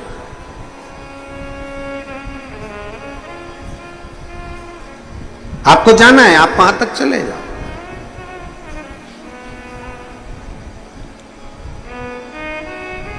अब गुरु का जो काम है, गुरु एक ही बात कहता है कि तुम्हें शंकर के शिवालय तक जाना है, शिव के मंदिर तक जाना है, एक लोटा जल चढ़ाना है, शंकर का गुणगान गाना है, श्री शिवाय नमस्तुभ्यम बोलना है, तुम्हें शंकर के मंदिर में झाड़ू लगाना है, पोछा लगाना है, सेवा करना है, चाकरी करना है, ये गुरु बता देगा। गुरु का काम है बताने का, वो बताएगा। अब किसी ने पूछा कि साहब यहाँ से इंदौर हमको जाना है तो कैसे जाएं? तो गुरु ने उसको रास्ता बता दिया, यहाँ से बाहर निकलना, निकल के बस मिलेगी, बस में बैठकर सीधे इंदौर से यहाँ से सीधे चले जाना। और अपनी गाड़ी से आयो तो यहाँ से सीधे, तो हमको भोपाल जाना हो तो कि भोपाल का रास्ता इधर है, तुम ऐसे चले जाना। अब गुरुजी ने तो सीधा सीधा रास्ता बता दिया। अब गुरुजी ने सीधा सीधा रास्ता बताया, पर तुम्हारी आदत इतनी बुरी है ना कि गुरुजी ने जो रास्ता बताया, एक व्यक्ति जो रास्ता बता दिया, उस रास्ते पर चलने के बजाय आप लोग कई लोग संसार के ऐसे होते हैं कि किसी से रास्ता पूछ लेते हैं। जब निकलते हैं, इंदौर से निकले कुबेरेश्वर धाम के लिए तो रास्ता पूछ कर चलते हैं, जब भोपाल से निकले कुबेरेश्वर धाम के लिए तो रास्ता पूछ कर चलते हैं। उसके बाद तुम्हारी आदत, हमारी आदत, सबकी आदत एक जैसी है कि थोड़ी दूर चलने के बाद हम दूसरे व्यक्ति से फिर पूछते हैं कि भैया इंदौर जाना है, इधर से चले जाऊं क्या? अब उसको जो रास्ता मालूम होगा वो वही रास्ता बताएगा। उसने कहा नहीं, ये रास्ता दूर पड़ेगा, तू इधर से घुस जा, तो इधर से जा। तो लेफ्ट में उसको मोड़ दिया। अब जा रहा था सीधा, गुरुजी ने कहा था कि सीधा सीधा रास्ता इंदौर का, सीधे चले जाना। उसने उससे पूछा तो उसने क्या करा, इंदौर तो भेज रहा था पर मालूम पड़े आष्टा से मोड़ के खातेगांव भेज दिया। अब खातेगांव में पहुंच गए तो फिर वहां पर पूछा कि भैया हमको इंदौर जाना है, तो के उसने जो दूसरा मिला था ना उसने भी किया था, कहीं मत पूछना, यहां से सीधे सीधे निकल जा, इंदौर का रास्ता मिल जाएगा, हाईवे मिलेगा, टच हो जाएगा, निकल जाएगा। अब वहां पहुंचा तो वहां जाके पूछ लिया क्यों भैया हमें इंदौर जाना है? तो उसने कहा नहीं, तुम इंदौर जाना था तो वहीं से आष्टा से सीधे क्यों नहीं चले गए, तुम तो गड़बड़ आ गए। तो क्या आ ही गए हो तो एक काम करो, इधर से लेफ्ट मुड़ना, लेफ्ट से फिर राइट मुड़ना, राइट से फिर लेफ्ट मुड़ना, लेफ्ट से फिर राइट मुड़ना, और राइट मुड़ने के बाद एक बड़ा सा रोड आएगा, उससे सीधा पकड़ लेना। उसने लेफ्ट गया, राइट गया, राइट गया, लेफ्ट गया, सब कुछ करा और आगे पहुंचा। पहुंचते पहुंचते मालूम पड़े एक गांव में और पहुंच गया। फिर मैं पूछा क्यों भैया हमें इंदौर जाना है? फिर उसने रास्ता बताया। पूछते पूछते 3 घंटे का इंदौर का रास्ता था, 8 घंटे में इंदौर पहुंचा। कारण यह था कि गुरुजी ने सीधा रास्ता बताया था, उस रास्ते पर नहीं चला तो दूसरे से रास्ता पूछ पूछ कर तो तुम 8 घंटे में पहुंचोगे। जब सीधा सीधा रास्ता बता दिया गुरुजी ने, सारी समस्या का हल, एक लोटा जल। अब जब सीधा रास्ता मिल गया तो तुम्हारी आदत इतनी बुरी है ना कि तुम टेढ़ा रास्ता पकड़ते ही हो। फिर दूसरे के पास पहुंच गए, भैया बड़ी दुखी हूं, तो फिर उसने भी कह दिया कि 3-4 बार मेरे पास आना और मैं तेरे को रास्ता बता दूं। रास्ता बताया, फिर वहां से छूटा, फिर आगे किसी से पूछ लिया मैं बड़ी कष्ट में हूं, कुछ बताओ। तो खेत थारी पत्रिका लेकर आना, मैं बताऊं। पत्रिका देखी, ये देखा, वो देखा, नगमग सब पिना दिया, तो भी फिर आगे गई। रास्ता क्लियर नहीं हो रहा ना, तो जो गुरु बोला सीधा सीधा रास्ता बता दिया, एक रास्ता बता दिया कि कहीं मत जाना, बस केवल लोटा उठाओ, शंकर के दरवाजे पहुंच जाओ, तुम्हारा जीवन सार्थक हो जाए। पर सीधा रास्ता चलो जब तो, सीधा रास्ता तुम चलो जब तो बात है ना, तुम्हारी तो आदत टेढ़े टेढ़े चलने की है। थोड़े दिन तो सीधा चले, फिर यूं हो जाए, फिर चले, फिर यूं घूम जाए, फिर मन करे कि अब 5 सोमवार अपन ने 5 बार पशुपति व्रत कर लिया, 3 बार अपन ने पशुपति व्रत कर लिया, 2 बार ऐसा कर लिया, 1 बार ऐसा कर लिया, मैं तो 2 महीने से जल चढ़ा रही, मैं 4 महीने से जल चढ़ा रही, बाबा तो मेरी सुन ही नहीं रिया। तो तुमने फिर रास्ता चेंज करा, रास्ता चेंज करा, मालूम पड़े इतना कुआं तो पहले ही खोद लिया था, और थोड़ी खोद लेती और खोद लेती तो पानी निकल जाता, पर आधा कुआं छोड़ के दूसरा कुआं खोदने बैठ गए। एक विश्वास के साथ, एक भरोसे के साथ, एक दृढ़ता के साथ, एक पूर्ण विश्वास के साथ जब हम देवाधिदेव महादेव के करीब में जाते हैं, पूर्ण भरोसे के साथ जब हम भगवान शंकर के करीब में जाते हैं, तब हमारा विश्वास जब पूर्ण होता है तो महादेव हमारे कार्य को करता जरूर है, ये निश्चितता है, वो करता जरूर है।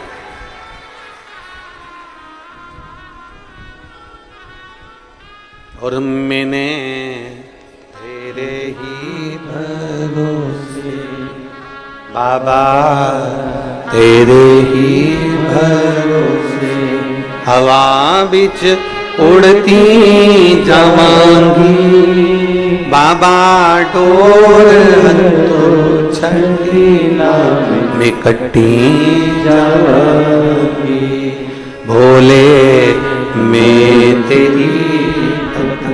एक रास्ता, एक पत्र है, देखिए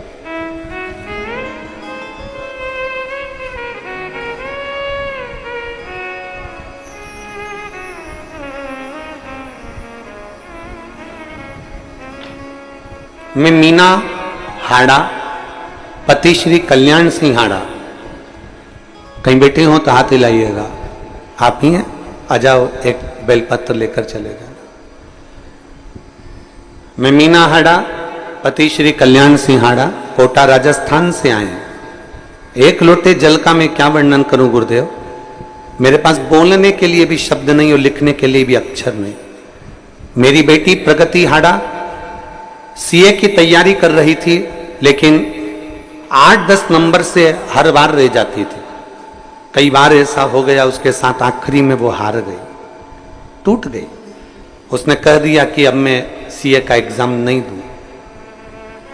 हमने हमारी बेटी से कहा, वो सीओर वाला महाराज कहता है कि एक बार अच्छी जम के मेहनत कर लो और इतनी मेहनत कर लो कि आपकी नैया खुद पार कर लो। तब मेरी बेटी ने कहा, मां मेहनत तो मैं हर बार कर रही हूं, पर बाबा सुने तो। हमने हमारी बेटी से कहा, सीहोर में कावड़ भरा रही है, चल तू मेरे साथ, वहां की कावड़ भरेंगे। गुरुदेव, हम पिछले वर्ष कावड़ यात्रा में आए, सीहोर से सीवन नदी का जल लेकर कुबरेश्वर धाम तक पैदल चलकर आए और बेटी भी बाबा की कृपा से जल चढ़ाई। और मैं क्या वर्णन करूं गुरुदेव, बेटी ने धाम में बाबा से प्रार्थना कर ली कि अब की बार इतनी मेहनत करूंगी, सफलता तुझे देना है, अब तेरे पर भरोसा कर कर जा रही हूं। और जब बेटी का एग्जाम आया, एग्जाम होने के बाद में बेटी ने वही बेलपत्र शहद का प्रयोग किया और बाबा की कृपा से आज मेरी बेटी सीए बन गई। मैं बाबा को यहां धन्यवाद देने के लिए आया। यह शिव तत्व है। एक भरोसा हमारे भीतर जागृत होना चाहिए, एक विश्वास हमारे भीतर जागृत होना चाहिए।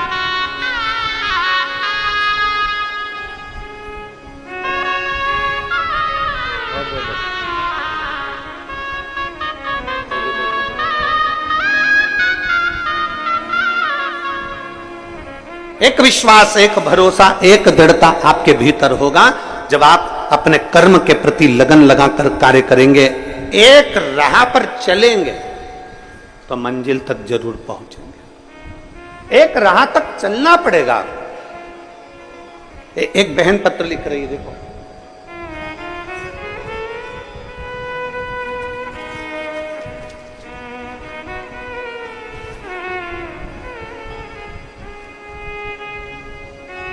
संगीता राठौर, पति शांतिलाल राठौर, जिला साजापुर, काला पीपल मंडी, मध्य प्रदेश की रहने वाली हूं। कहीं बैठी हो तो आप ही हैं, आइए बेलपत्र लेकर चले।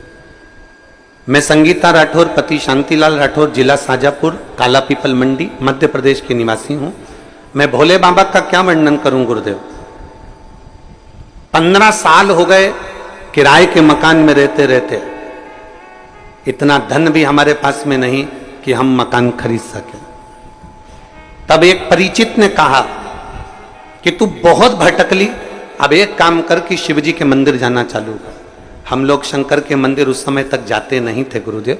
सोमवार को चले गए या शिवरात्रि को चले गए या सावन में चले गए, बहुत बड़ी बात। उन माता के कहने पर हमने आपकी कथा सुनना प्रारंभ करी, पशुपतिनाथ का व्रत करना प्रारंभ करा और हमने भगवान का मंदिर नहीं छोड़ा। कितना भी संघर्ष आया जिंदगी में, पर मंदिर नहीं छोड़ा। और बाबा, आप कहते हो ना, कोई लेट बनता है, कोई जल्दी बनता है, और शिव को जल चढ़ाने वाला एक दिन सेठ जरूर बनता है। 15 साल जो दुख की घड़ी निकाली बाबा, वो दुख की घड़ी मेरे बाबा ने एक लोटे जल से टाल दी। हम आपको नजदीक में रहने के बाद भी कभी मिले नहीं थे, और बाबा कथा सुनी और आप के कहने पर एक लोटा जल ऐसा चढ़ाया कि बाबा ने आज मुझे खुद के मकान में लाकर विराजमान कर दिया और काम धंधा भी एक नंबर का कर दिया। मैं बाबा को धन्यवाद देने के लिए आई। एक लाइन अच्छी लिखी है, ओ शंभू मैं तेरी पतन, बाबा मैं तेरी पतन, हवा विच उड़दी जावागी, बाबा डोल तो छड़ी नाम कटी जागी, भोले में तेरी पतन, शंभो में तेरी पतन, हवा बिच उड़ती जावागी, बाबा डोर हथो छड़ी नाम निकटी उस पर किया भरोसा, उस पर किया गया विश्वास, उस पर करी गई दृढ़ता खाली नहीं जाने देती। अगर गुरु ने मार्ग बता दिया कि सारी समस्या का हल एक लोटा जल है, मतलब अपने दिल में पक्का कर लो कि अब वो जल मेरी समस्या हल जरूर करेगा।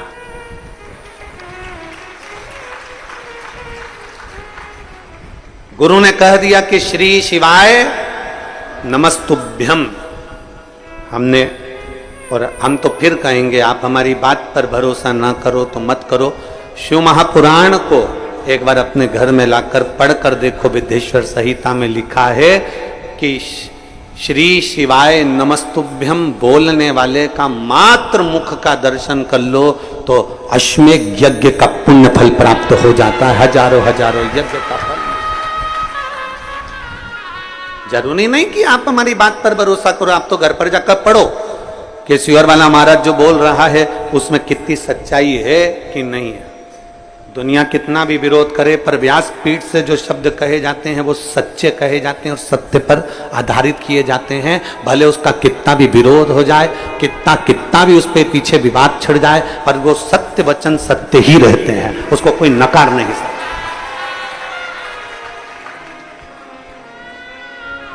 उसको कोई नकार नहीं सकता।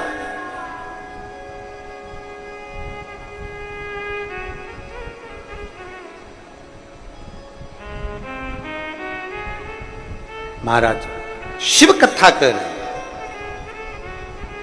एक गुरु यदि आपको कह दे, एक रास्ता बता दिया, इंदौर यहां से सीधे जाना है, सीधे जाओ, क्यों भटक रहे हो, क्यों किसी से पूछना। पर हमारी आदत हो गई है, हम जब तक दो चार जगह पूछेंगे नहीं, साहब मैं बड़ी दुखी हूँ, साहब मैं कष्ट में हूँ, साहब मेरे को ऐसा हो गया, मेरे को वैसा हो गया, क्या करूं, उन्होंने ये बता दिया, उन्होंने वो बता दिया, उन्होंने ये कह दिया, उन्होंने वो कह दिया। सब जगह पर कुछ ना कुछ बताते रहे, हर जगह पर कुछ ना कुछ बोलते रहे। हमने सब कुछ करके देखा, मान लो हमने सब कुछ कर देख लिया, तो आखिरी में शंकर का द्वार पकड़ लो,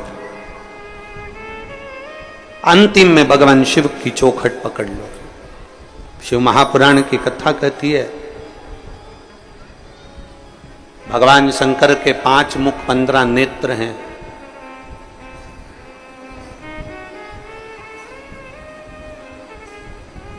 भगवान शिव को हम लोग आरती में स्मरण करते हैं,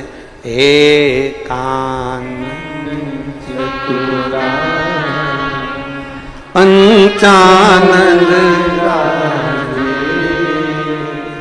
स्वामी पंचानंद हंसासन करुणा हंसासन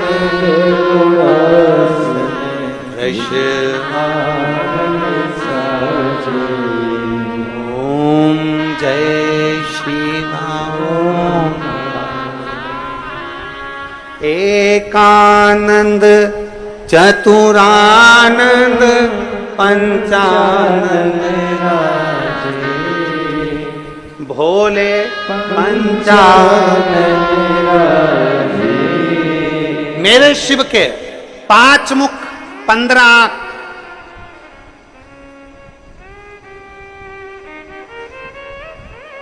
प्रभु पंचानंद राधे हंसासन करुणासन हंसासन करुणासन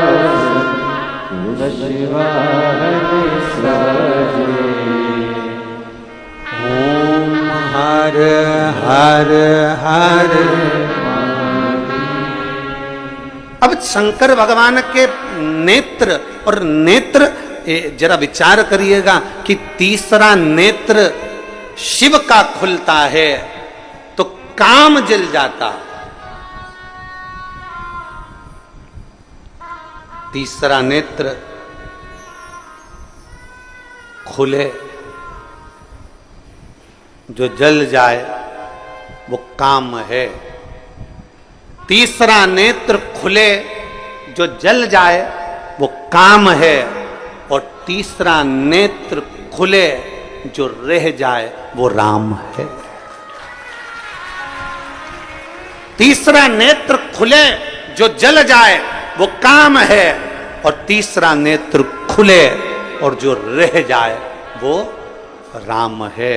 राम कभी समाप्त नहीं होता, मेरा शिव कभी समाप्त नहीं होता। भीतर का जो काम है, भीतर का जो अहम है, भीतर की जो अहंकारता है, भीतर का जो लोभ है, भीतर की जो तृष्णा है, भीतर की जो वासना है, भीतर की जो आसक्ति है, वो समाप्त हो जाती है। आसक्ति समाप्त। जला वो काम था, रह गया वो राम है।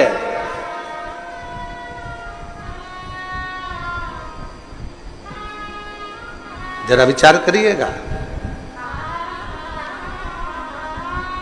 शंकर भगवान में बहुत सारे गुण हैं, बहुत गुण, ढेरों गुण भरे मेरे भोलेनाथ में, उसकी गिनती नहीं है, अनगिनत। उन गुणों की कोई गिनती नहीं है। इतने मेरे शंकर भगवान में गुण भरे हुए, इतने गुण। कोई दूसरे देव हो ना तो उनके गुणों की गिनती करी जा सकती है, इन्होंने ये करा, इन्होंने ये गुण धारण करा, इन्होंने ये गुण धारण करा। शंकर भगवान के अनगिनत गुण हैं जिसका वर्णन नहीं किया जा सकता, पर उसमें से जो 5 गुण हैं वो श्रेष्ठ है।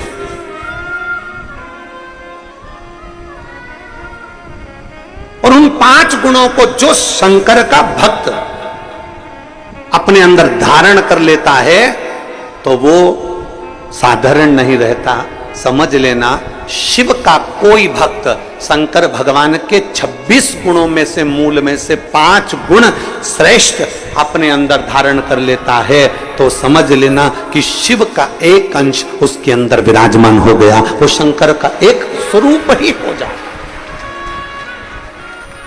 एक लोटा जल चढ़ाने वाला शंकर के मंदिर जाने वाली मेरी बहन, शंकर के मंदिर जाने वाला मेरा जीजा, शंकर के मंदिर जाने वाली मेरी बेटी, शंकर के मंदिर जाने वाले मेरे बेटा, शंकर के मंदिर जाने वाले मेरे बेटा बेटियां, मेरी माता, मेरे भाई, मेरे बंधु जो शिव के मंदिर जा रहे हैं, उनके अंदर ये 5 गुण के अगर दर्शन हो जाएं, ये 5 गुण के लक्षण तुम्हें नजर आ जाएं तो समझ लेना कि शंकर इनके अंदर धीरे धीरे प्रवेश कर गया। 5 गुण शंकर भगवान, गुण तो बहुत हैं पर उसमें से 5 गुण छाटे हैं जो भगवान शंकर के भक्त के अंदर धीरे धीरे आते चले जाते हैं। पहला गुण है शांत। पहला गुण है शांत, शांत रहना। घर में विवाद भी हो रहा है ना तो भी थोड़ा शांति से स्मरण करा के, कोई बात नहीं बेटा, हो गया ना, बात खत्म करो। ए बेटा, बहू ने बोल दिया ना, बात खत्म करो। बहू बेटे ने बोल दिया ना बेटा, बात खत्म करो, समाप्त करो बात को। पहला गुण, जल चढ़ाने वाले को अगर शंकर की भक्ति करने वाले के पास ये 5 गुण का दर्शन हो जाए तो समझ लेना कहीं शिव की इस पे कृपा हो गई। पहला गुण है शांत रहना।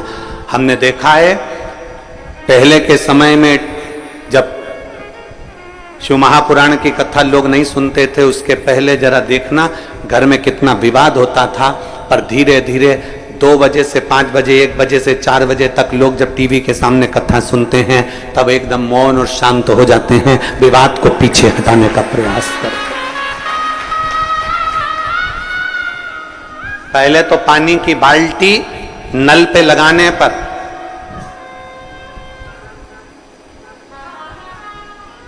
पानी की बाल्टी नल पे लगाने पर, पानी की बाल्टी कुएं पर भरने पर लड़ाई हो जाती थी। आज के समय में वो लड़ाइयां बंद हो गई क्योंकि लोग शांत हो गए, सहज हो गए। शांत, सरल है। दूसरा है समदर्शी। समदर्शी शिव का जो भक्त होता है ना, शंकर भगवान का जो गुण है, 5 गुण जो हमने छाटे हैं भगवान शंकर के, गुण तो बहुत है पर उसमें से जो छाटा गया दूसरे नंबर का है समदर्शी। मेरे ओघड़दानी समदर्शी हैं। समदर्शी से मतलब है कि जब मंथन में विष निकला, विष और अमृत बाद में निकला तो पार्वती जी ने कहा कि ये विष एक काम करो, इन जीव जंतुओं को दे दो और अमृत देवताओं को दे दो, आप ले लो, ये किसी जीवों को दे दो। शंकर भगवान ने कहा नहीं, विष मैं पी जाता हूं और अमृत चाहे जानवर हो, जीव हो, पशु हो, पक्षी हो, सबके लिए छोड़ देता हूं। समदर्शिता।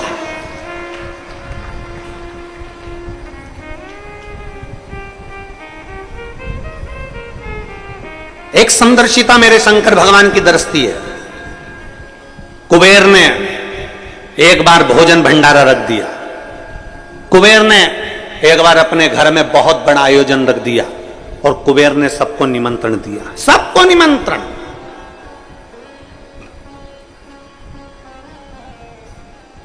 अब कुबेर के यहां पर जब इतना धन है, इतना वैभव है, इतनी संपदा है, इतनी सत्ता है, इतना वैभव कुबेर का है कि जितने भी देवताओं को धन चाहिए तो वो कुबेर के पास जाते हैं, जितना वैभव चाहिए तो कुबेर के पास जाते हैं, जितनी संपदा होती है तो कुबेर के पास जाते हैं। तो उस कुबेर के यहां जाने के लिए कौन मना करेगा?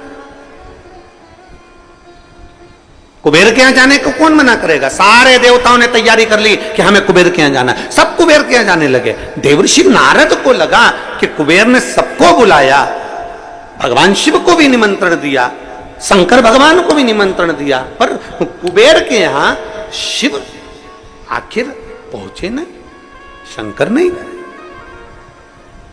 तब उस जगह पर नारद जी ने कुबेर से पूछा, क्या तुमने शिव को निमंत्रण नहीं दिया? शिव को निमंत्रण दिया था। मैं जब शंकर भगवान को निमंत्रण देने गया तो शंकर भगवान ने कहा मैं अपना सिंहासन छोड़कर नहीं जाता। शंकर भगवान कहते हैं मैं अपना धाम छोड़कर नहीं जाता। शंकर भगवान कहते हैं मैं अपना लोक छोड़कर नहीं जाता। इसलिए शंकर भगवान ने कह दिया कि मैं अपने बेटे गणेश जी को भोजन करने भेज दूंगा, मैं अपने पुत्र गणेश को भोजन करने भेजूंगा। तो मैं कुबेर, मेरे यहां सारे देवता आ रहे हैं तो शंकर भगवान नहीं आएंगे तो क्या हुआ? और उनने कहा गणेश को भेज देंगे। ऐसे छोटे से गणेश को तो मैं कहीं पे भी बिठाकर भोजन करा दूंगा, उसमें मेरा क्या जाना।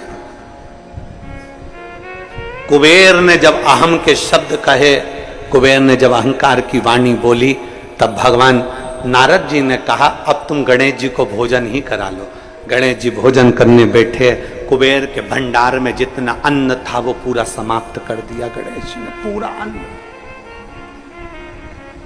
कुबेर घबरा गए, ये अन्न समाप्त हो गया, मैं क्या करूं? तब नारद जी के कहने पर शिव के पास गए और शंकर जी से प्रार्थना कर कर दुर्वा कर गणेश जी को प्रदान कर, दुर्वा कर। समदर्शिता, शंकर भगवान का जो हमने गुणों में से 5 गुण लिया, समदर्शिता। मेरे शंकर भगवान क्या कोई अमीर नहीं, कोई गरीब नहीं। मेरे शंकर भगवान क्या कोई बड़ा नहीं, कोई छोटा नहीं। उसके लाखों दीवाने, बड़े से बड़े, उसके चरणों में कंकड़ माटी से पड़े, उसके चरणों में कंकड़ माटी से पड़े। करोड़पति भी है तो मेरे महाकाल राजा के चरणों में झुकता है, और गरीबड़ा भी है तो मेरे महाकाल राजा के चरणों में झुकता है। कोई धनपति होगा अपने घर का, पर मेरे महाकाल के चरणों में वो उसका मस्तक हमेशा झुका रहता है। कोई गरीब भी है तो मेरे महाकाल के चरणों में झुकता रहता है। बोल बम का नारा है। गरीब भी है, अमीर भी है।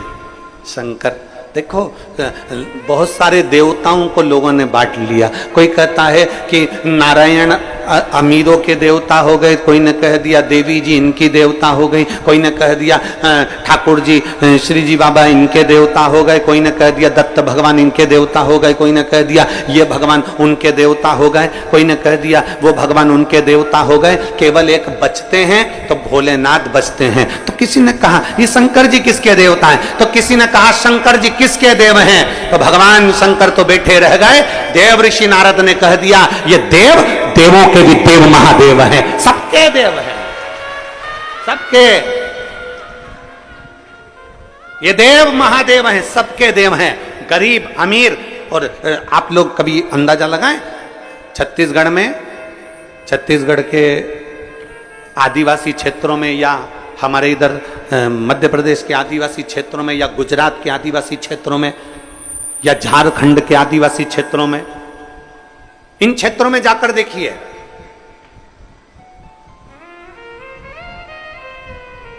आदिवासी क्षेत्र में साधारण से साधारण व्यक्ति भी अगर पूजन करता है और उससे पूछा जाए तुम किसकी पूजन करते हो, तो कोई महादेव का नाम बताएगा, कोई उनके कुलगुरु का नाम बताएगा, कोई उनके बाबा का नाम बताएगा, पर जिसकी भी वो पूजन करते हैं वो शंकर का ही एक रूप है, वो शिव का एक रूप है।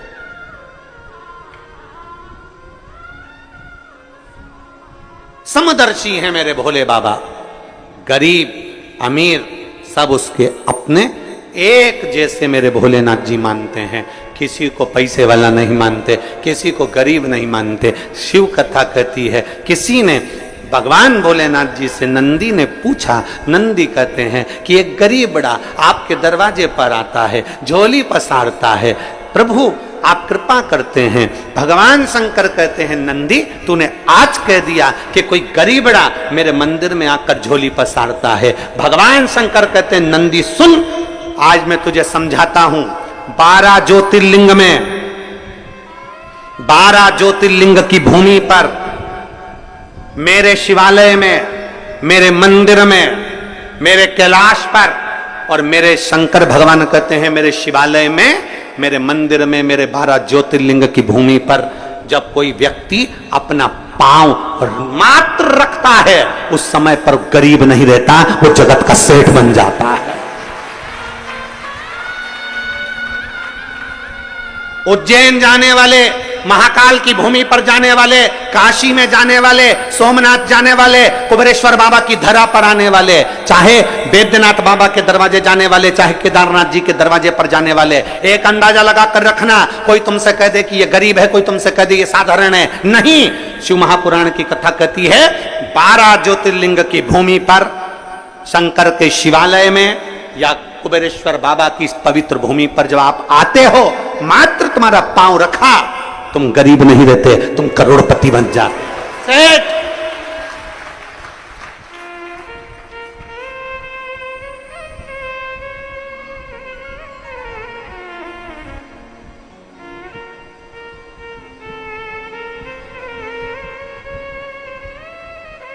शिव को भजने वाला कभी गरीब नहीं है। गरीब तो वो है जो शंकर को त्याग कर, शिव को त्याग कर स्वयं श्रेष्ठ बनकर बैठा, स्वयं श्रेष्ठ ना। शिव जी के गुणों में से 2 गुण आपने सुने। पहला गुण कौन सा? जम के बोलो जरा। शांत। दूसरा समदर्शी, एक जैसा। तीसरे नंबर का गुण है शंकर भगवान का विनम्रता। विनम्रता, जितनी विनम्रता हो, जितनी नाजुकता हो, जितनी नम्रता हो, जितनी विनम्रता हो, उतनी समझ लेना कि शंकर आपके अंदर प्रवेश कर गया, शिव का तत्व आपके भीतर प्रवेश। विनम्रता। भंडारे में भोजन बनता है, अभी तो कथा हो रही है तो लाखों लोग भोजन कर रहे हैं। जब कथा नहीं होती है तब भी 20 से 25 हजार भक्त प्रतिदिन भंडारे का भोजन ग्रहण करते हैं। 20 से 25 हजार। भंडारे में जब भोजन बनता है तो जो लोग कथा सुनने के लिए या कुबेरेश्वर बाबा का दर्शन करने के लिए आते हैं, जल चढ़ाने आते हैं, या बाबा की कंकर शंकर पूजन करने आते हैं, या रुद्राक्ष लेने आते हैं, उनमें से कई माताएं और कई भाई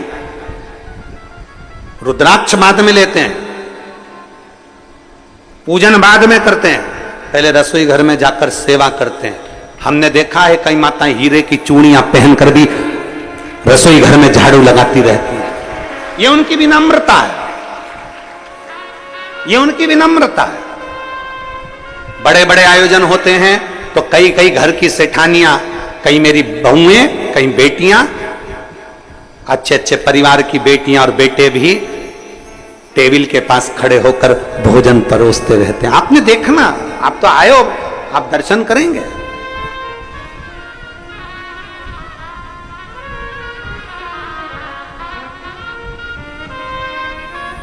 अब सुबह तो भोजन प्रसाद बना था, सुबह भोजन प्रसाद पाए होंगे ना, नुक्ती मिक्सचर और कढ़ी रोटी खिचड़ी।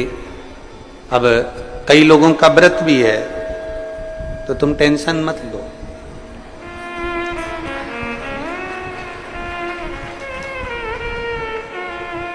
बहुत सारे बाबा के भक्त हैं, आके खड़े हो जाते हैं, गुरुजी बहुत सारे शिव भक्तों का व्रत भी है एकादशी का, इनके फलार की व्यवस्था। हमने कहा बाबा सब करेगा, आप चिंता क्यों करते हो।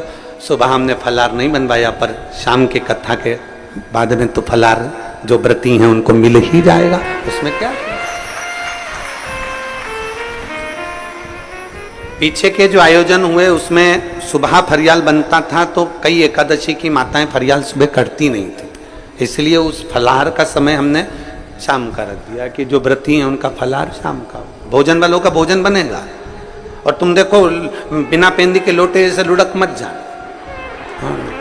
कई लोग ऐसे भी हैं, इन्होंने देख लिया कि भोजन तो अपन यार तो फरियाल, तो ऐसा लुढ़कना नहीं है। जिसका फलाहार है वो फलाहार, जिसका भोजन है उसका भोजन, वो आराम से पेट भर के खाओ। बहुत चतुर चतुर लोग आते हैं वो शिव कृपा। खैर, अरे तेरा ही दिया मैंने खाया पिया तेरा शुक्रिया, तेरा शुक्रिया, मुझे भोले बाबा ने बहुत दे दिया, तेरा शुक्रिया, तेरा शुक्रिया। विनम्रता, ये तीसरा गुण मेरे शंभू का। आपके भीतर विनम्रता लिया। कोई कह दे झुक जाओ, झुक जाओ। कोई कह दे प्रणाम कर लो, प्रणाम कर लो। कोई कह दे ये सत्य, उसको सत्य मान लो। कोई कह दे ऐसा, वैसा कर लो। कोई कह दे ऐसा कर लो, हाँ भैया। उस समय पर विनम्रता आपके भीतर होना चाहिए। वो विनम्रता अगर आपके अंदर है, समझ लेना शंकर आपके अंदर प्रवेश कर गया। विनम्रता होना चाहिए।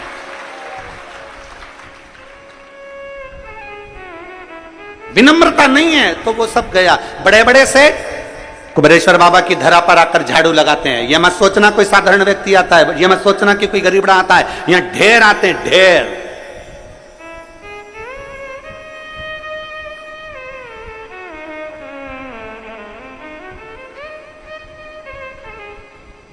और मैं धन्यवाद दूंगा पूरे भारत की भूमि के सभी दानदाताओं को और सभी सहयोगियों को, जिन्होंने आज तक कुबेरेश्वर बाबा के भंडार के अन्न क्षेत्र को खाली नहीं होने दिया। वो भंडारा लगातार चलता रहे।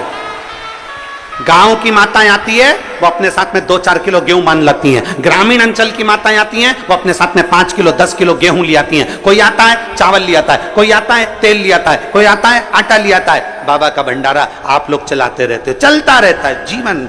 जरा विचार करिए कि आपका एक अन्न का कण परमात्मा की उस भक्ति में लग रहा है तो आपका जीवन भी सार्थक हो रहा है। आपका जीवन।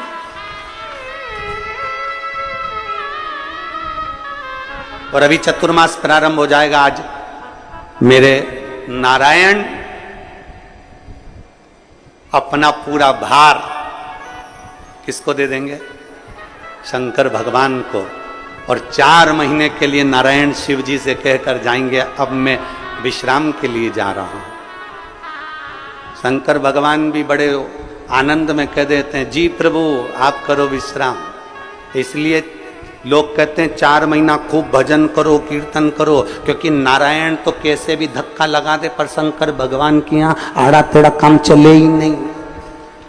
इसलिए 4 महीना कहा जाता है भजन करो, कीर्तन करो, मंत्र जाप करो, भगवान का भजन करो, कीर्तन करो, मंत्र जाप करो, नाम जाप करो, जितना बन सकता है। चतुर्मास के अंतर्गत 4 महीना भगवान नारायण विश्राम कर रहे हैं। शिव जी के पास पूरा लेखा जोखा है, शंकर जी के पास लेखा जोखा है। मतलब अब तुम्हारा वीजा पास वही करेंगे, अब तुम्हारा टिकट फाइनल वही करेंगे। 4 महीना। इसलिए तुमसे कहा था बाकी के समय 1 लोटा जल, सावन में 2 लोटा जल। और बड़े प्रेम से, बड़े आनंद में, बड़े चकाचक होकर 2 लोटा जल बड़े भाव से अलमस्त होकर जाओ। ऐसी रोती हुई मुंह लेके मत जाना, बिल्कुल एकदम वो कहते हैं गुमशुदा तलाश के अंदर जैसा नहीं। प्रेम से वो कहते हैं ना, तेरे सिर पर भोलेनाथ फिकर फिर क्या शंकर जब तेरी माला, भोले बाबा जब तेरी माला, भोला सब दुख काटो ओ भोला सब दुख काटो। वेश है मंगल मंगलकारी,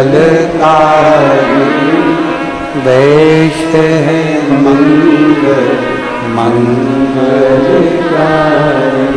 शमशान वासी हमारा, शमशान वासी हमारा, ओ भोला सब दुख काटो,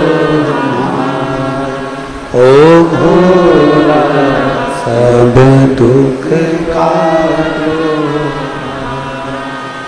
भगवान शिव की कथा कर रही है, देवज्ञ महादेव का संवाद कर रहा है। शिव जी के गुणों में से 5 गुण अपन ने छाटे। गुण तो बहुत है मेरे भोले बाबा में, पर उसमें से 5 नहीं, 5 लिए। पहला है शांत, दूसरा है समदर्शी, तीसरा है विनम्रता, चौथा है निर्मलता। चौथा गुण है निर्मल रहना। निर्मल से मतलब है अपने मन को पवित्र बनाकर रखो, साफ बनाकर रखो, अपने हृदय में किसी के प्रति भेदभाव ना हो, गलत विचार ना हो, गलत सोच ना हो, गलत दृष्टि ना हो। विनम्रता, निर्मलता, स्वच्छता, अपने भीतर मन को साफ रखो।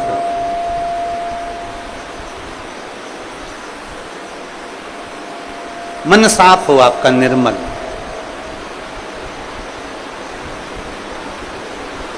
शिव उगड़दानी है, उसकी कृपा ऐसी बरसती है जैसी बरस रही।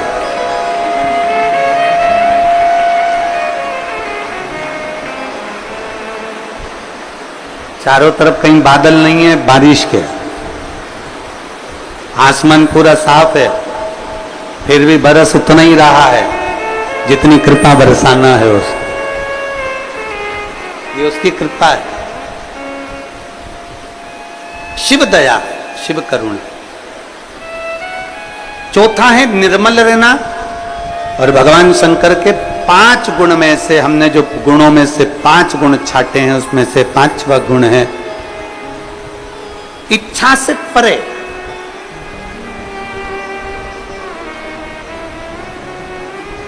मतलब भगवान शिव के सम्मुख में पहुंचकर, भगवान शंकर की साक्षी में पहुंचकर, भगवान शिव की साक्षी में पहुंचने के बाद में, भगवान शंकर की साक्षी में पहुंचने के बाद कुछ मांगने की इच्छा ही ना रह जाए, सब कुछ वो अपने आप दे, अपने आप।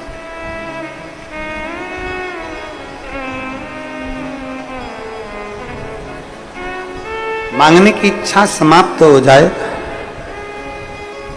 सब कुछ वो अपने आप आपको प्रदान कर दे और आप कुछ फिर मांगे ही ना। कि तेरा ही दिया खाया पिया, तेरा शुक्रिया, तेरा शुक्रिया, मुझे भोले बाबा ने बहुत दे दिया।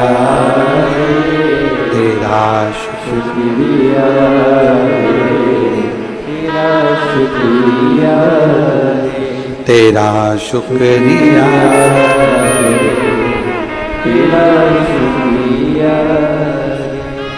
शिव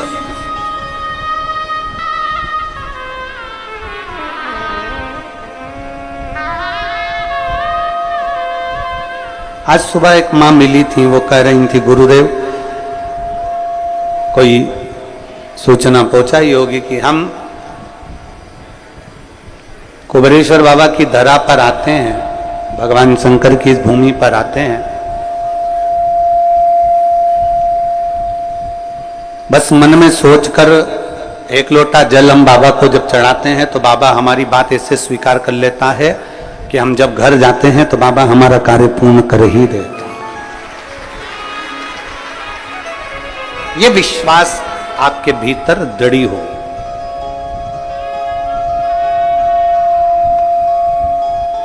ये विश्वास आपके भीतर दृढ़ हो जाए, दृढ़। कल कथा चल रही थी दधीची बाबा की और अथर्वा बाबा और मां शांति के दो पुत्र, दो बच्चे हुए हैं, एक माता दधिमती और दूसरे दधीचे।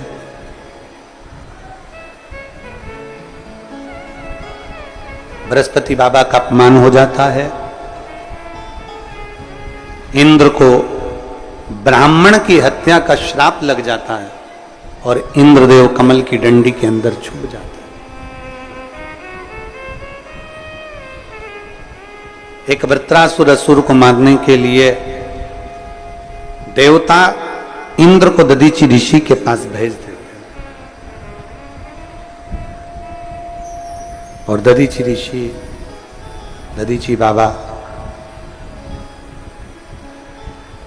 अपनी बहन दधिमती के पास पहुंच जाते हैं।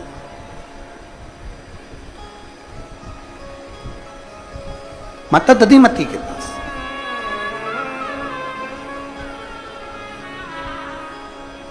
जिंदगी की जब बहुत सारी उलझनें आपके भीतर हो,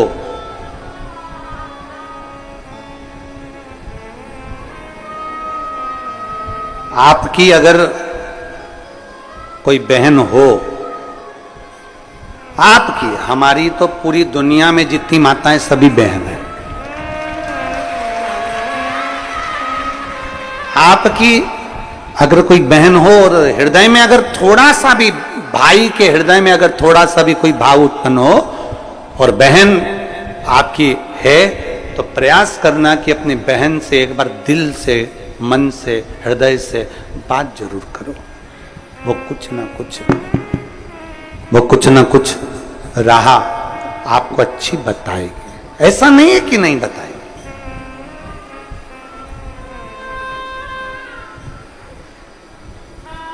दधीची ऋषि, दधीची बाबा दधिमती माता के पास पहुंचे। माता दधिमती के पास में पहुंचते ही माता दधिमती ने दधीची ऋषि से पूछा, आज मेरा भाई आया है, क्या बात है? जब मन का संशय होता है तो स्मरण होना। एक पत्र देखिए,